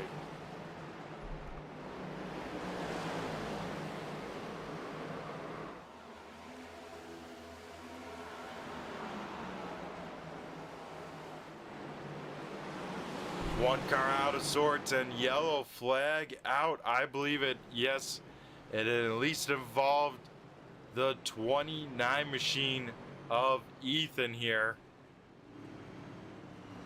So we will have to see what brought out our 15th yellow, and at the moment we might break that record of our most yellows here in a race. So we'll take a look, see what happened down in turns 1 and 2. Oh, Pimply just got loose, checked way on up, and once again 21 machine just having nowhere to go. Looks like Dylan Jacobs also would get a piece of it as well. So 1 car incident quickly going to a 3 car incident as everyone tries to get sorted on out. No one taking that last set of tires yet. So everyone at least holding on to those in their back pocket. 3 sets of tires over the wall. Everyone, I believe by this point, has at least used 2 sets. So the question is, especially if we continue to have these yellows, when do you slap that last pair of tires on the car?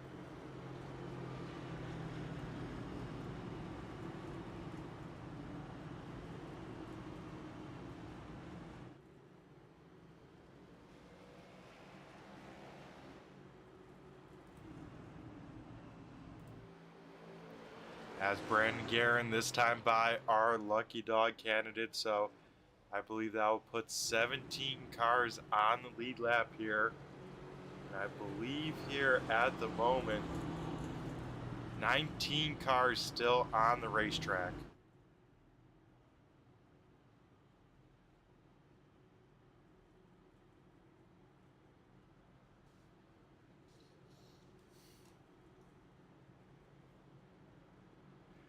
So that time by, we get the 2 to go signal. So under the yellow flag, we're going to go once again to a commercial break. On the other side, we'll be back with the final closing laps here for the Corn Harvester 200.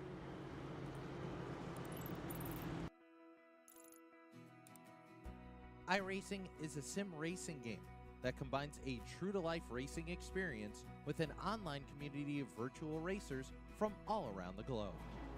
iRacing offers a multitude of officially licensed cars and tracks, laser scanned with millimeter accuracy.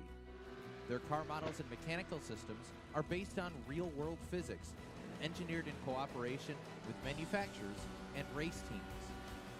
Their skill license system ranges from rookie to pro, ensuring members are always pitted against those with similar skill sets. Members are able to sign up for a weekly race series, compete in time trials, host a private race with friends, and participate in racing leagues created and run by the community. With over 170,000 members, iRacing works in partnership with renowned motorsports organizations like NASCAR to deliver virtual races based on the real-life NASCAR Cup Series, as well as many other series on the NASCAR ladder. iRacing also features team racing, providing a variety of options for members to create and manage their own teams. Race with friends or real-world teammates in full-length endurance events like the 24 Hours of Daytona, Spa 24, or the Bathurst 12 Hour.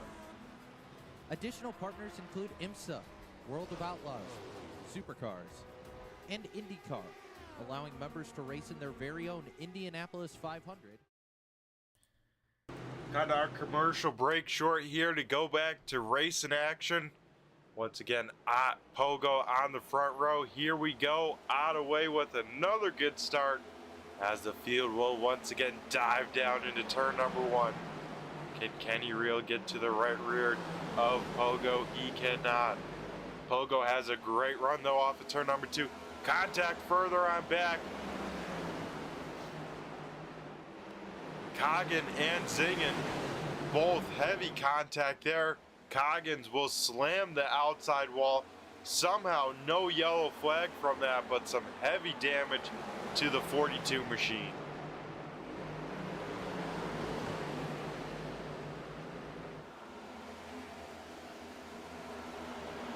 While that was happening back there, battle for the race lead here. Jeff Pogo on the top side, Jim Ott down low. Jeff Pogo will take over the point here, so Pogo will lead his first laps of the night here out in front.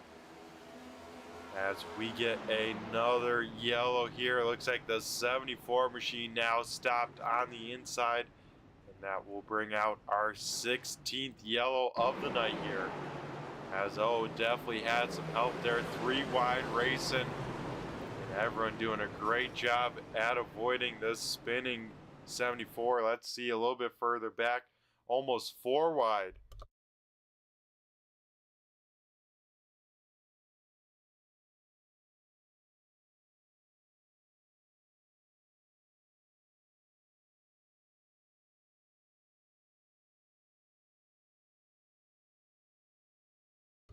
So yeah, that kind of looked like just 3 wide racing with Ayrton and Zingen going for the same real estate. They made contact on entering.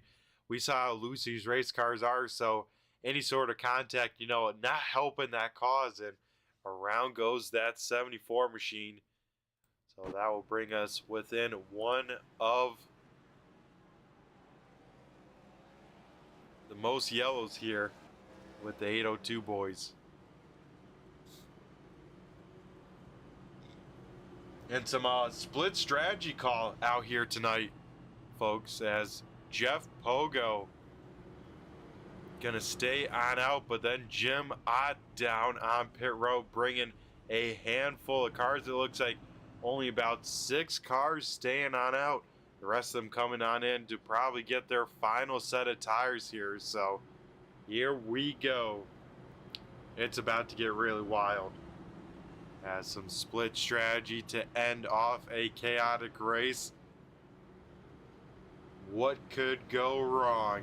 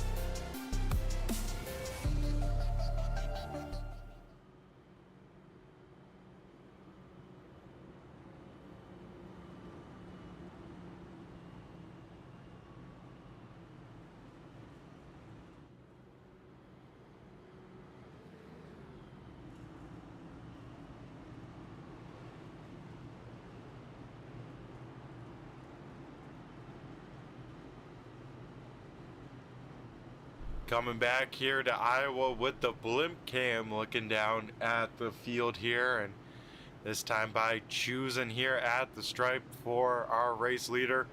Pogo once again going to elect the high lane here. That'll put Kenny Reel on the front row for a restart for the first time here tonight.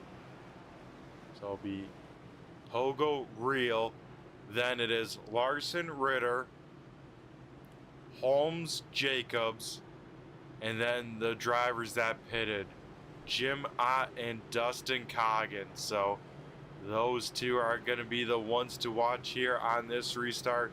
See how they can go through the field. We saw Ott do it just a few restarts ago. Going to try and do it again here.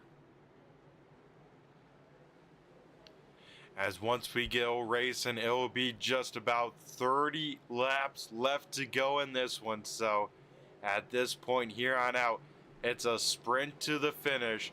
As Jeff Pogo on the loud pedal, we go back once again to green flag racing. Pogo away with a great start.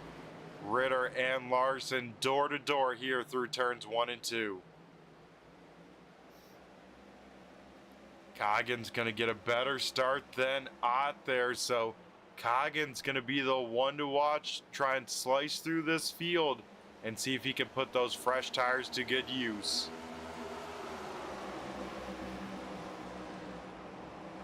Pogo out in front, then it is Reel and Ritter side by side. Dylan Jacobs with a bit of a moment there in 1 and 2. That will put now Branham side by side with Ott. Steve Ritter up into P number 2 there, off the turn number 4. Kenny Rio slots back into 3rd. And here comes the fresh tires. Dustin Coggins, Justin Branham, Jim Ott, Johnny Barker, and Frank Zingen all on these fresh tires trying to run down these top 4. Coggins will pick off Larson there through turns 3 and 4.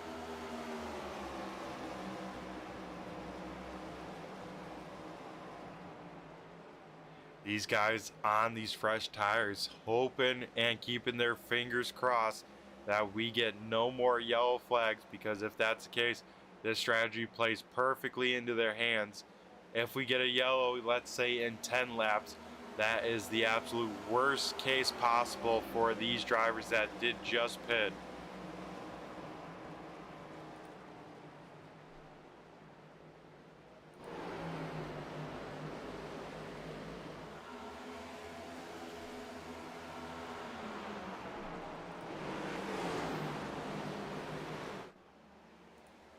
Coggins gonna get to the back bumper of Real. Here comes Jim Ott. Makes quick work of Branham. Now looks to the inside of Coggin. These guys have to know, though, they can't battle too hard with each other, because if they do, that'll allow these leaders to get on away. And speaking about the leaders, battle for the race lead. First and second in points go door to door, toe to toe in the closing stages of this Iowa race. Steve Ritter down low, Jeff Pogo up top. Ritter second in points, closing the gap ever so slowly to Pogo.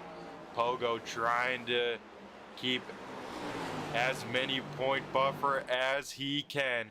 Pogo's going to try the crossover, gets loose, so new race leader for Steve Ritter out in front when it counts in the closing stages.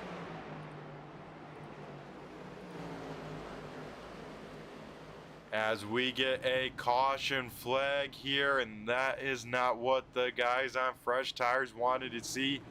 And we see a very, very wounded number 90 machine of Stephen Holmes. I believe Kenny Real might have been involved as well. We go take a look. Kenny Real looks like he's pretty solid, but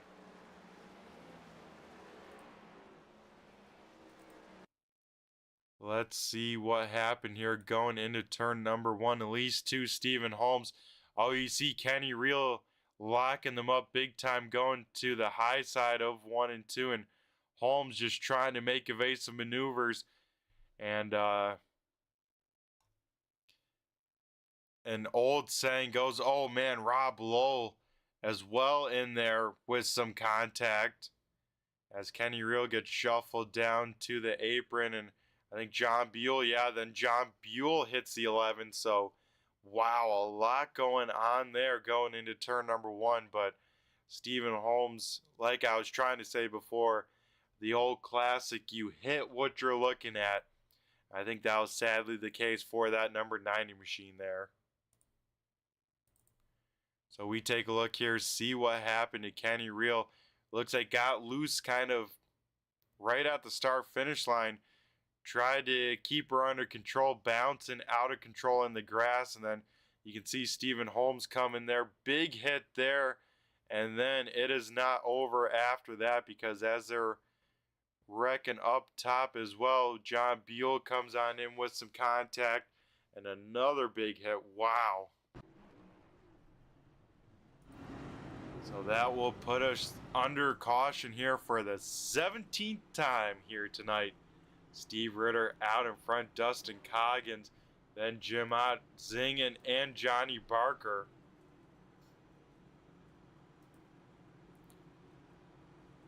So here with some strategy, Jeff Pogo pitted that time.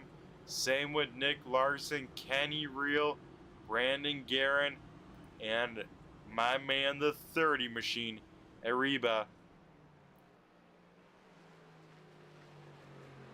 gonna all come on down and take their final set and see what they have. So that pretty much only leaves Steve Ritter on those slightly older tires, because Ritter actually came in on lap 135. So Ritter gonna have slightly older tires. How can he hold off this field?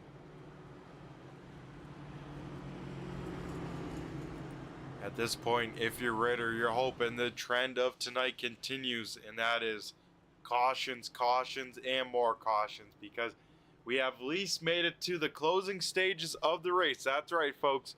We are into the countdown clock. We are now 24 laps to go as the lights go out on the pace car, and Steve Ritter will elect the inside lane on this 17th restart of the night.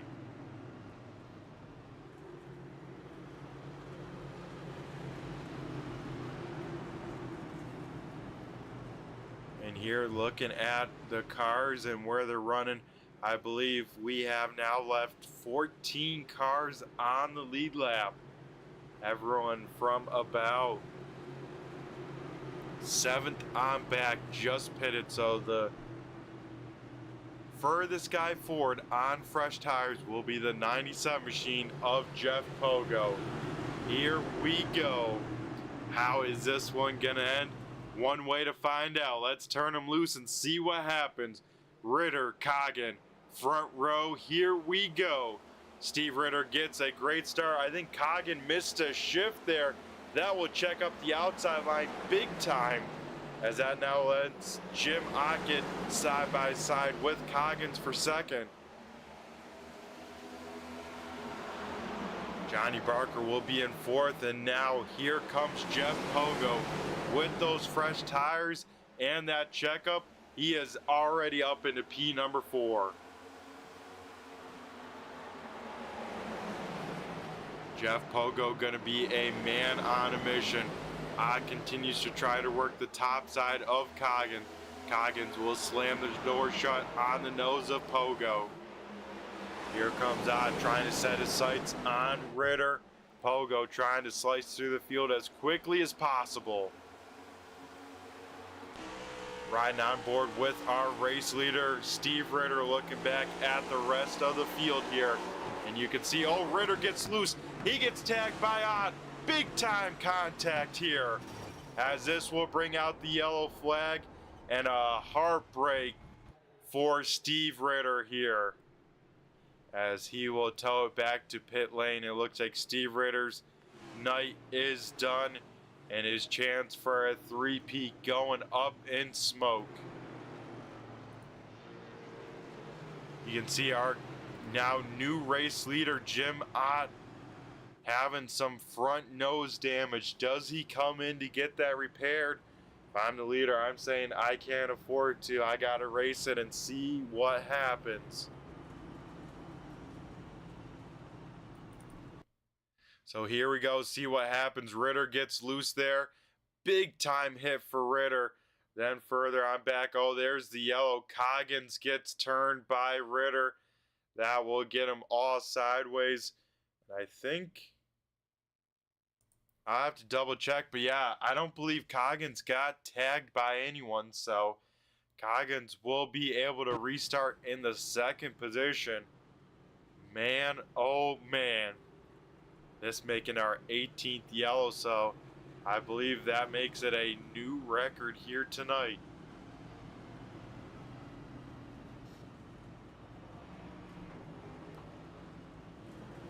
As Matthew Taylor gonna get another wave round here, and this time we'll put the 8 machine back on the lead lap. So we saw Taylor involved with the big one here. Had to tow, had to get that thing repaired after some heavy contact, but now back into the lead lap here when it counts at the end of this one.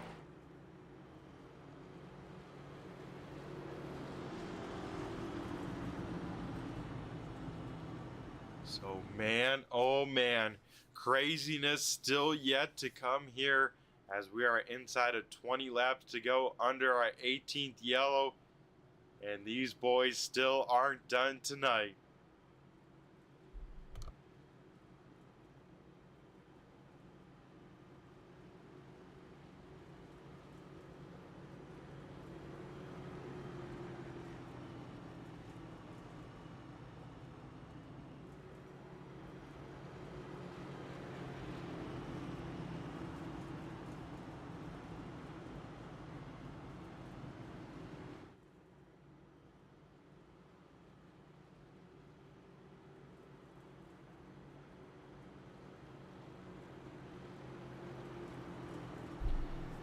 So on the restart, the running order looks like the following. Jim Ott in the lead, then it is Dustin Coggins second.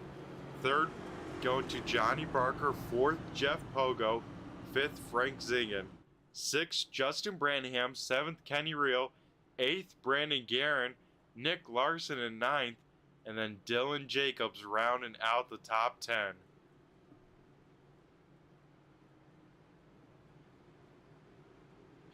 So here we go, lights out on the pace car. Dustin Coggins will be put on the inside lane here as Jim Ott elects the high side once again.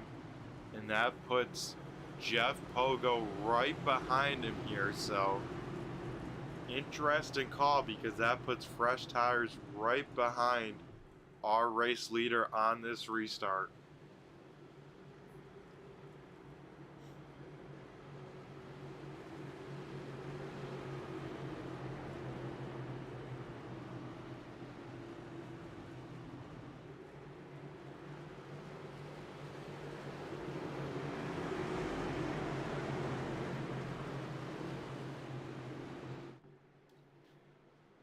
Coggins front row. Here we go. iRacing pace car off. Jim Ott fires on off. Gets a good start. Coggins going to be able to stay door to door with Jeff Pogo into turn number 1. Coggins has a shorter distance. Can he get clear of Pogo? Yes, he can. Able to shut the door as these guys battle on out here in the closing stages. Coggins going to look to the inside of our race leader here off of turn number 4.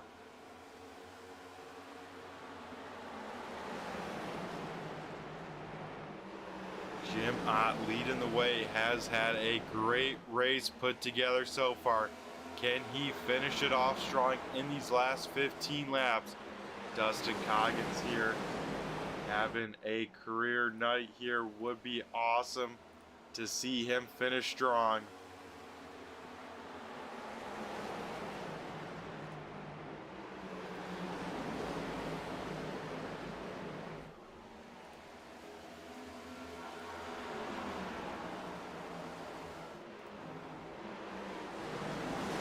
This time at the stripe, it will be 13 laps to go. We look a little bit further back here. Kenny Reel trying to get around Justin Branham, 4P number 5.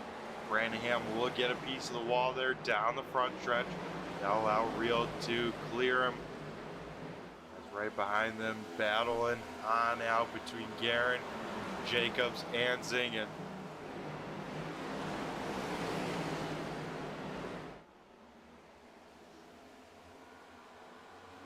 As 01 car very sideways.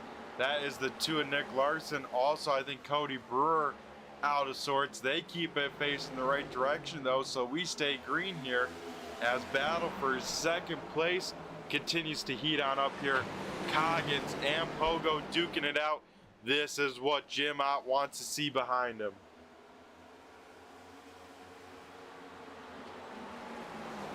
If it stays this way here, that will allow Ott to get some breathing room here in these closing stages. And there is not much of a better feeling as a driver than a little bit of breathing room and then seeing the cars behind you duking it out like they are, but this time by 2 open palms from the flagman. It is 10 laps to go here at Iowa. Coggins will miss the corner there just a little bit through 1 and 2. That will slow him on up. That opens up the door now for Johnny Barker. Barker led the field to green here. Was hoping for a long run. This might be the closest we get to a long run here. What more does he have? Coggins gets a shot from Pogo going into turn number 1.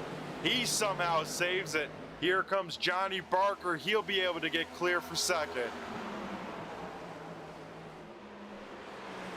Man, oh man, these guys throwing haymakers at this point because they know it's time to go. Coggins trying to hold on to what he can. Jeff Pogo still hasn't been able to get around. Coggins gets tight once again in 1 and 2. That will allow Pogo and now Kenny Reel to go on by. Here comes a big Galgo of cars right behind Coggin as well.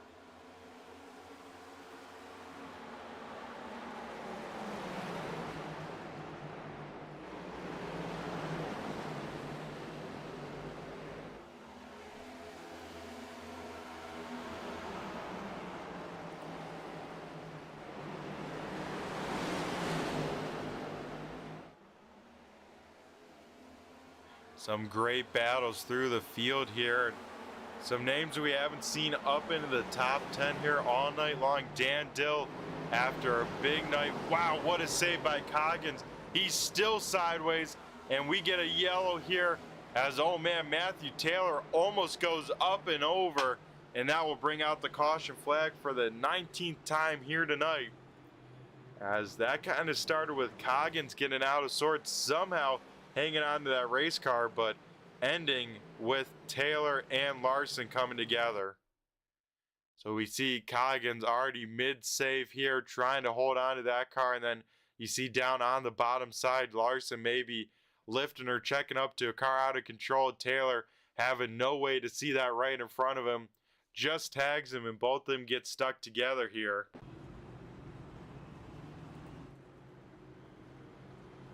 So how fitting is this race here? 19 yellows, and of course we gotta end it with a green-white checkered here tonight.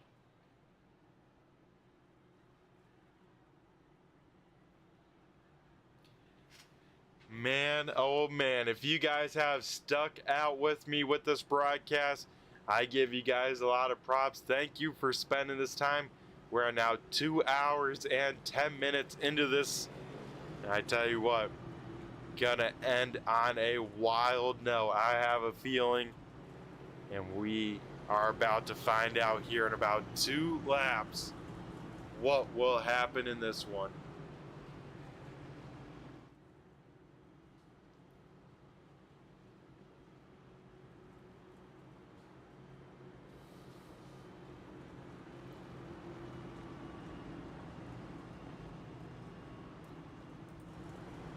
I tell you what, I don't think I've ever seen a number this high in all the races I've done.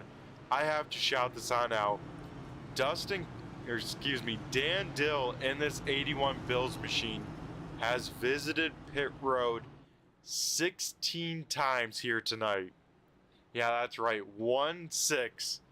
Dan Dill has been down pit road, so if that's not a race with a lot going on, I don't know what is, as he's definitely leading that margin by a long shot.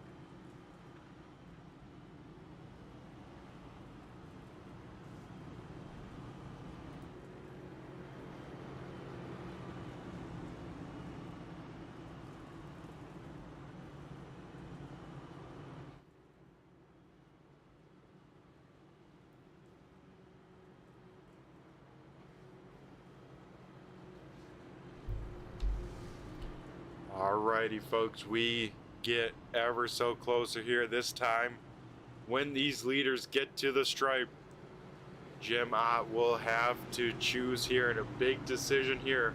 Does he leave the bottom open, leave it open to how that guy on the inside wants to race, or does he take this bottom side? Looks like at the stripe, Jim Ott gonna take the high side here. So here we go. Green, white, checkered. Let's see how this shakes on out.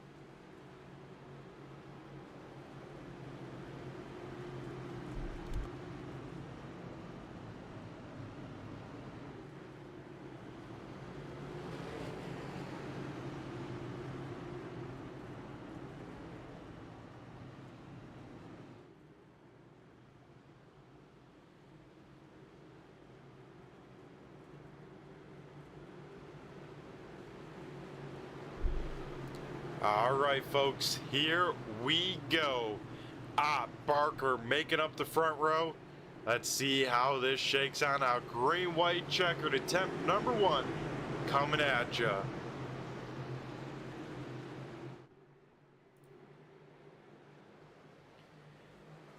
Gonna get away with a good start here. That is what he needed. Barker's gonna get pushed by Pogo. Kenny Reel gonna draw even with Barker. They'll both sail it down deep into turn number 1. So far the field gets through. Here comes Johnny Barker to the inside of Jim Ott. Johnny Barker gonna try and get clear of Ott. That he does. Does he slide on up? Yes, he does. Johnny Barker out in front will tag the wall. Everyone will get loose. Jim Ott through the grass. He goes flying. Holy calamity into turn number 1. It is an absolute yard sale there. Jim Ott doing, I don't know how many spins here, but for the win. The field will come through 3 and 4. Kenny Reel will try and get there. Johnny Barker gets loose. They both spin. Who wins it at the stripe? Johnny Barker wins the race, spinning on through the grass. Holy smoly. I tell you what, this was an eventful race, but wow. We had an absolute big one into the final corner, and then Johnny Barker winning it at the stripe sideways. Let's take another look at that.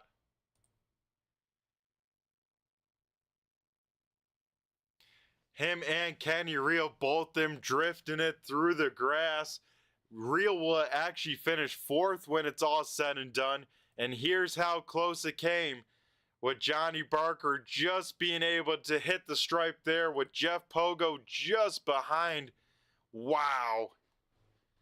And I got to see here that big hit for Jim Ott here going into turn number 1. You see him get loose. Oh, Justin Branaham having a moment. Of course, through the grass, coming back across. And look at that hit here at Iowa. You don't see that too often. A car off the ground and then absolute just calamity into the corner as people just try and find any sort of space to go on through. Wow. And one more time, we got to take a look at this finish coming to the stripe. And don't go anywhere, folks, because right after this, we got to chat with our top 3, that being Barker, Poco, and Zingen.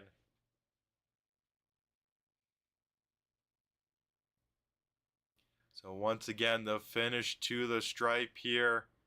And this is how close it came, because right there, Barker hits a Pogo about 2/10 behind. Holy schmoly.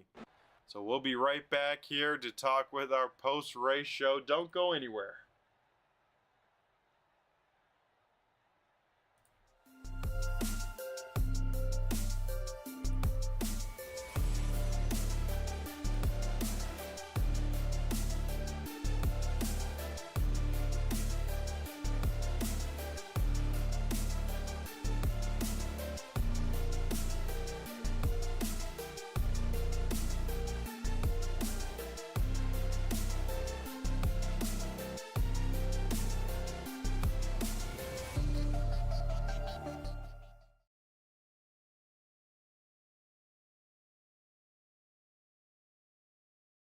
Alrighty, folks, back here at Iowa Speedway, and the first driver we'll be talking to is our 3rd place finisher, that being the 62 of Frank Zingen.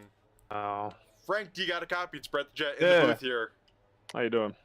Pretty good, man. How are you doing after a crazy race? You finally glad to be stopped for a second? Yeah, I tell you, happy this one's over. Yeah, I bet most of you guys aren't. I tell you what, a crazy green-white checkered. I mean, would you see cars sliding all over? White flag, checkered flag. I mean, what was going through your mind there? Yeah, I really wanted to take the high side around 3 and 4 there, but I knew Pogo was up there and he was going to take it. But yeah, we got lucky. It came off 4, and just I see Kenny spinning, I see Barker spinning. We got so luckily came home 3rd. Kenny dropped back to 4th because of it, but we'll take it. Yeah, I bet you will after, you know, like I've said many of times, you know, Frank, always seems like you have some good speed, practice, qualifying, and then these races, man, having no luck on your side. And even to start tonight, I think you were involved in one of the first yellows there, and I'm like, man, that just to go show your luck for the season. But after a big race of attrition, able to walk away with the podium, I mean, what does that do for you, and what's your thoughts about all that with your season? Yeah, I got lucky. I mean, I think I was in probably 3 wrecks tonight. Just kept fixing it. Never used a fast repair, so I was lucky to come out here and then just save my tires at the end there to be there. Yeah, definitely, because, I think a lot of drivers thought about, trying to save those tires for a long run, but it seemed like looking back at this race, it was all about your short run pace. How'd you feel about that tonight? That's the worst part for me. I'm usually a long run guy trying to save my tires, but luckily there at the end, I knew I had to just go as fast as I could. Just burn them up. Yep, and that you did, able to drive all the way to P number 3 when it's all said and done. And yeah, looking now in, of course, the second half of the season, I like to always ask, any sort of track you're still looking forward to on the schedule here coming on up? All of them. I'm ready for all of them. I'll be there. Alrighty, awesome. I like that mentality, ready to take on any challenge no matter what it gives you, right? Yeah. Awesome stuff, Frank. Well, for I believe the first time chatting with you this season, I always like to ask the drivers, what's your sim setup? Give a little insight for what you're using for either the fellow competitors or maybe some people watching at home. Well, I got 3 monitors, a 4th monitor up top, and then I just got a G920 wheel. And I got some Fanatec pedals, and it's all sitting on an Extreme Sim Racing sim rig. Nice. So yeah, my next question then to that is, I assume a wheel upgrade coming in the future. How you feel about the G29? No, I would definitely go for a wheel upgrade at any time. It's hard to pull the trigger. Yeah, that it is, especially some of those prices of the direct drive wheels. I know they're starting to come down there, but even still, it's like, whoo, that's still an investment. Exactly. Alrighty, Frank. Well, it was great talking to you. Congrats again on a podium finish, man. I know you definitely deserved at least a couple more podium finishes, let's say, with the speed you had. So glad you could finally get one. So before we let you go and celebrate it and feel accomplished at the end of one of these races finally, who would you like to give a shout out to on the broadcast, whether teammates, sponsors, or anyone maybe tuning on in? Yeah, I guess shout out to BG Graphics, Leaf Guard, the main sponsor Riptide Radio, Turn 3 for putting this on, and then Out of the Woods Crafts, which is my sponsor. So I'd like to thank all those guys for putting this on, Rob for doing everything each week in and out, putting all the practice races up and taking care of everything. Alrighty, awesome stuff, Frank. Well, great talking to you, my man. Hopefully this is a sign of good things to come, especially in the luck department for the rest of your season. You have a great rest of your night, though. Thanks. Alrighty, folks. That was our 3rd place finisher, Frank Zingen, able to get the job done and finally get a finish that he deserves. Now we head to our runner-up finisher, that being the 97. That is Jeff Pogo.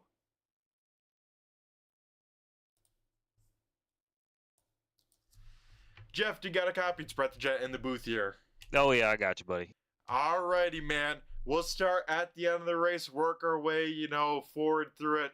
What was your thought with that green, white checkered, cars spinning all over the speedway, and then you see the leaders spinning out now like they were coming off of turn number 4 there?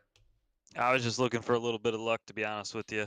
That last time that I guess the caution or 2 before that, whenever Ritter ended his night there towards the end, he come back down the track. I think it was him, and I hit the back of him, and it pushed the whole nose of my car in. So the thing was so tight after that. Anytime I'd get on the gas, it just pushed to the wall. So I didn't have the speed to be up front and win the thing. I waited for a little bit of bad luck, and then, seeing Kenny and Johnny both get sideways off the corner of 4 on that last lap, I was just praying I could get there, but Johnny got it through the grass. Yeah, definitely a crazy finish to end a crazy race overall. I mean, 19 yellows. Who had that in their go-kart? And that had to throw strategy right out the window, even for pace-wise, let's say, through the night. Oh, it did for sure. And then the fall off on tires wasn't that much because we never really got a long green flag run. So, like the last time I pit there, I think I had like 16 lap newer tires than everybody in the front, but I don't think it would have mattered because I think 16 laps, you're still in like the upper 90s on percentage of the wear on your tires. So, just had to try to find a different line. I found the high line was working later on in the race, had tons of speed down the straightaway. But once I got the damage on the front, man, it was just so tight. It was hard to do anything. I just trying to hang on and salvage what I could after Ritter had his issues. Yeah, that it was. And, we saw you and Ritter put on a great battle for the lead, earlier in the race before the finish, let's say. And I know you both got to be thinking about points and racing each other throughout the rest of the season like that. Oh, 100% I was. I throughout the race, I was just trying to go up and get that lap lead for that extra point. And then Steve got up there and got his extra point for leading the lap. I'm like, well, damn it. I'm like, there goes that. I'm like, so okay. So now I got to try to finish, one spot ahead of him at least to gain 1 point on him throughout the night since he was closed the gap last week. And I don't want to say I was glad to see him wreck because I don't ever want to see anybody wreck, especially someone I race hard. But little misfortune helps every once in a while. Yeah, at least takes a little bit of that weight off the shoulders, right? Yeah, but I'd still rather be racing him on the track. I mean, even if, we battle all night and he wins and I finish second to him tonight, I'd still rather have that than him wreck out. Yep. A good racer always enjoys that, and I'm glad you have that good mindset, Jeff. I know we missed you last week at Indy. That was a bummer you weren't there. That was a show at the end of that, too, with me and Ritter, so. Oh, man. Well, good news for everyone for that. We do have a tape delay coming in the near future for it. That's a good deal. It's been a busy 3 weeks for me, or 2 weekends, I guess I should say, with the 12 hours of Bathurst and then Indy and then tonight. So I don't know, man. Looking forward to it. Not really looking forward to next week, Talladega. I hate super speedways, but it's been a fun 3 weeks of racing. Yeah, that it has been. Everyone putting on a great show, and Jeff, you always put on a great show here each week and week out. And yeah, you mentioned a little bit before in your interview finding some speed on that high lane. It seemed like there was a ton of issues, especially trying to get that momentum as well as navigating the bumps and picking the right lanes. I mean, what seemed to be so difficult here tonight for most people, or just in general for here at Iowa with these cars? Well, I don't know what the banking situation is here, but it definitely feels like the lower the track, it almost feels like it has progressive banking. I don't know if it does, but the bottom, 2 lanes seem like they have way less banking than the top. I don't know if that's true, but it feels like it. And then 1 and 2 on the bottom lane has a huge bump that upsets the car. You almost have to wait till you're over the bump before you get to the throttle. And then the high lanes in 1 and 2 have a huge bump up there that upsets the car. Actually, 2 sets of bumps. So you kind of got to be, between one or the other. And then 3 and 4, you can wrap the bottom pretty good, but you just have no drive off. So it's just a struggle to find the traction. Yeah, that definitely seemed like it here tonight. So, Jeff, once again, congrats on another podium position. I'm trying to pull up the stats real quick if I can here before, but I want to say, at least for this season, this has got to be like, let's see if I got it here. Yeah, going to be your 8th top 5 finish. I mean, that's got to feel good. Overall, great season going so far. Points leader, I mean. Yeah, it feels pretty good. Just gotta try to keep it up. I don't even know how many races in we are, but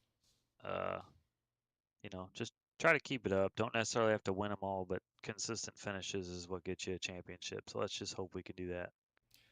Yeah, and definitely another one here tonight helping out in that. So, Jeff, we won't keep it too long. I know everyone's probably tuckered on out with the race that happened here tonight. So, before we let you go and celebrate another runner-up finish for you, my man, who would you like to give a shout-out to, whether teammates, sponsors, or maybe some people watching at home?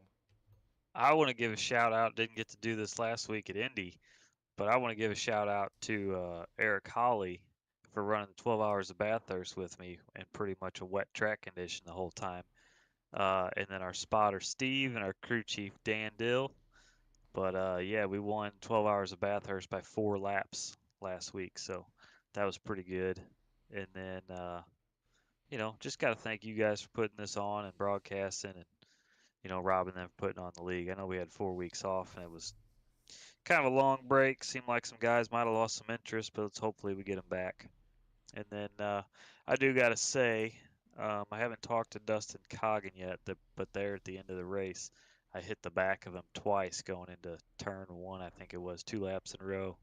Neither one of them was intentional, and I hope he notices I at least did stay out of the throttle, let him gather it, and keep his position. So I don't ever want to wreck anybody intentionally or shove anyone into a corner. Definitely wasn't meant to seem that way, so hopefully I didn't ruffle no feathers. But I feel like I kind of ruined his night because he was having a good run up there in second place whenever I did that. So, and I'm sure that heated up his tires and that caused him to go backwards. But other than that, good night, solid night. Let's try to carry it into Talladega. Yep, anything can happen there. So best of luck at the big Talladega, Jeff. But at least tonight, go on and celebrate this runner-up finish for you, my man. Thanks, Brett. Have a good night, buddy. Yep, you as well, Jeff. Alrighty, folks, that was Jeff Pogo bringing it home in P number 2. And let's head down to the man of the hour. Parking in victory lane, it is the 6th car of Johnny Barker. Johnny, do you got a copy? It's Brett the Jet in the booth here. I got you, Brett. Alrighty, man. We talked earlier, mid-race, get to talk to you post-race, but down in victory lane. How we feeling? That race still as crazy as when we last talked. And, man, what a crazy finish to end it as well. Man, that was a crazy race right there. And then at the end, like I said, I didn't know that Kenny had spun there. So when I got in the wall, I just stayed in the gas. And I actually thought Kenny beat me to the line and then found out he wrecked too. So it was crazy. Yeah, it was a crazy finish. I mean, both you guys spinning into the grass to finish. You somehow keep that car pointed just straight enough. I mean, you probably didn't have to lift coming off of turn number 4, right? No, I mean, once it went to the floor, it stayed. That's awesome. And going on back, a crazy green-white checkered. Jim Ott gives you the bottom side, so you're kind of in control of Jim Ott's fate. You get a great run, and then coming off of 4, Ott gets loose, and then all of a sudden, all Calamity breaks loose, and it's pretty much you and Kenny trying to go for it there on that last lap. Yeah, I was actually running behind Jeff there. I found another line and started running Jim down at the end. And when the caution come out, I figured that my chances was over because I've been terrible on the bottom all night. And so I was actually surprised when I drove it in there that hard and it stuck. And I didn't know if Jim got loose or what had happened to him. But when I cleared him coming out of 2, I looked in the mirror and seen Kenny right there. And I knew he was going to put on a hard charge. And like I said, I heard him gas up. So that made me gas up. And then the rest was history. Yeah, an incredible finish to end the night. And yeah, Johnny, like you said, you figured out something there towards the end of the race that you had a ton of speed, it seemed like. I thought you were just really good at saving your tires even for a short run. Was it like you mentioned, a different line you kind of figured out? Yeah, when I took my last set of tires, I was trying to just ride and save my tires a little bit. But I think more than anything, like I said, when Jeff got ahead of me there and I was following him, he started going in and letting it slide up high and getting a good run off. So once I got to second, I said, well, let me try that because I really wasn't catching Jim. And as soon as I started running that line, I started reeling him in. So, like I said, I think it was more the line than anything. Yeah, I figured it out at just the right time, Johnny. And overall, a great night. Qualified with the Leaf Guard Pole Award. And Johnny, I don't know if you've been ever looking at stats or anything. You are the leader when it comes to poles here with the Riptide Radio 802 Next Gen Cup Series. You now have 14 pole positions leaving tonight. Yeah, I didn't. I knew I had a lot. This year I've been struggling terrible.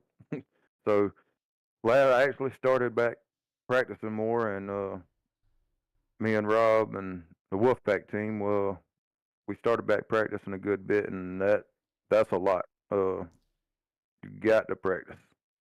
Yeah, that always key. And I always love to tell people too, practicing it is, very, very valuable, but the ultimate is race practice. You get some practice around other cars and, in race conditions, that's where you really learn.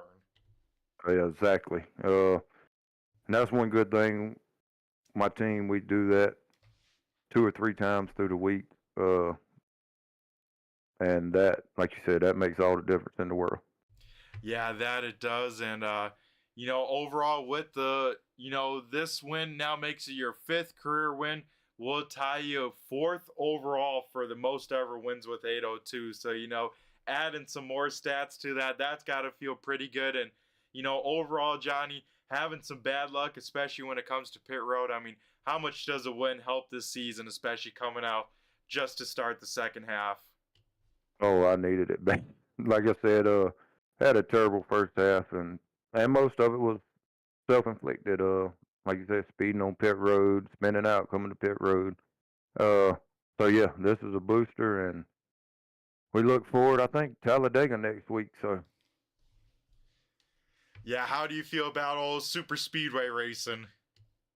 I love it. I always get caught up in wrecks, so I have bad luck there. But normally I run good at super speedways.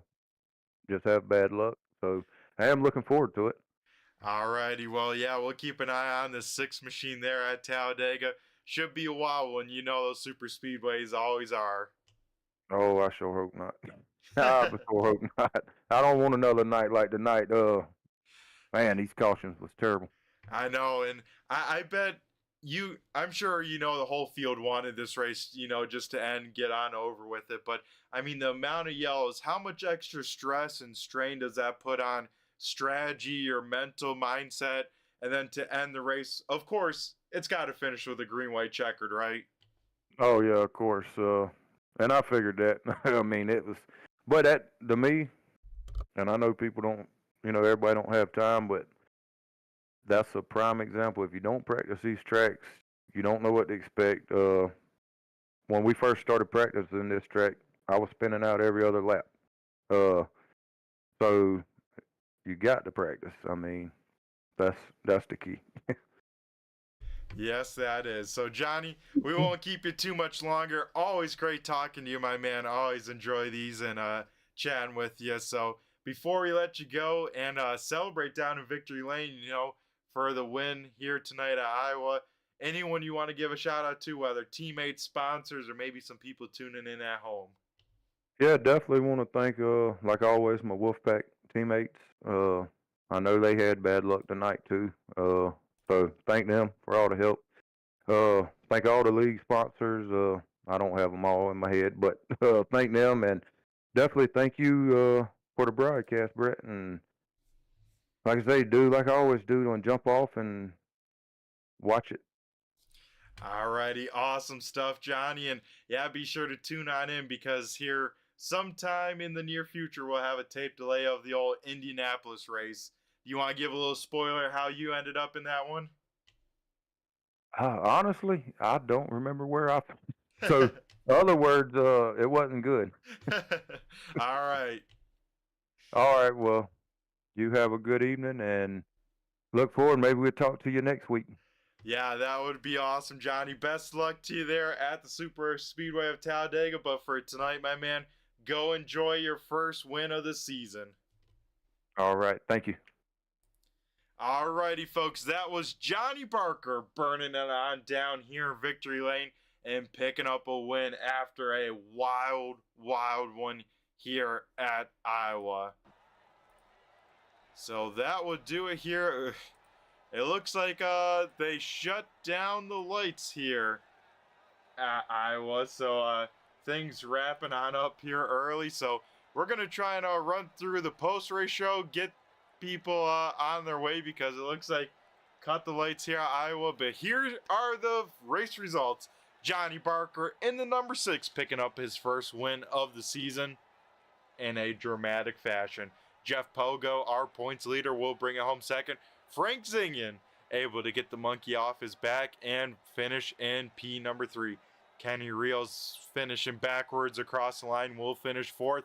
And then is Matthew Taylor on a rebound of a century able to sneak into the top 5. Finishing in 6th, our biggest mover, Nick Larson, up 19 positions. Then in 7th, it goes to Dustin Coggins. Rob Lowell will finish 8th. 9th going to Justin Branham. And Ariba Caton will get a top 10 finish. So a big shout out to him inside the top 10. And 11th will be Dylan Jacobs. 12th going to Brandon Garum. 13th will be Jim Ott. 14th Dan Dill.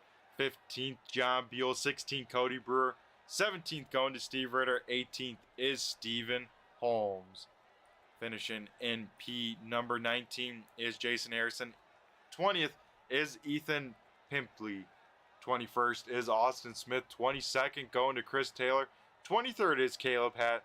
24th is Eli Raposa, and Jason Wiley rounding out the field in 25th. So once again, folks, got to give a big shout out to the sponsors and everyone that makes this league run. You know, all the racers coming out here on a weekly basis, giving us a show to enjoy.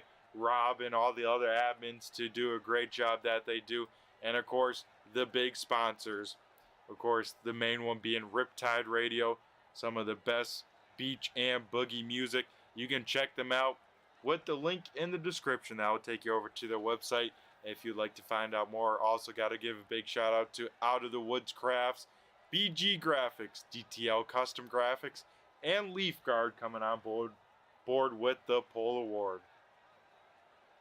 I've been Brett the Jet in the booth with Turn 3 Racing Network.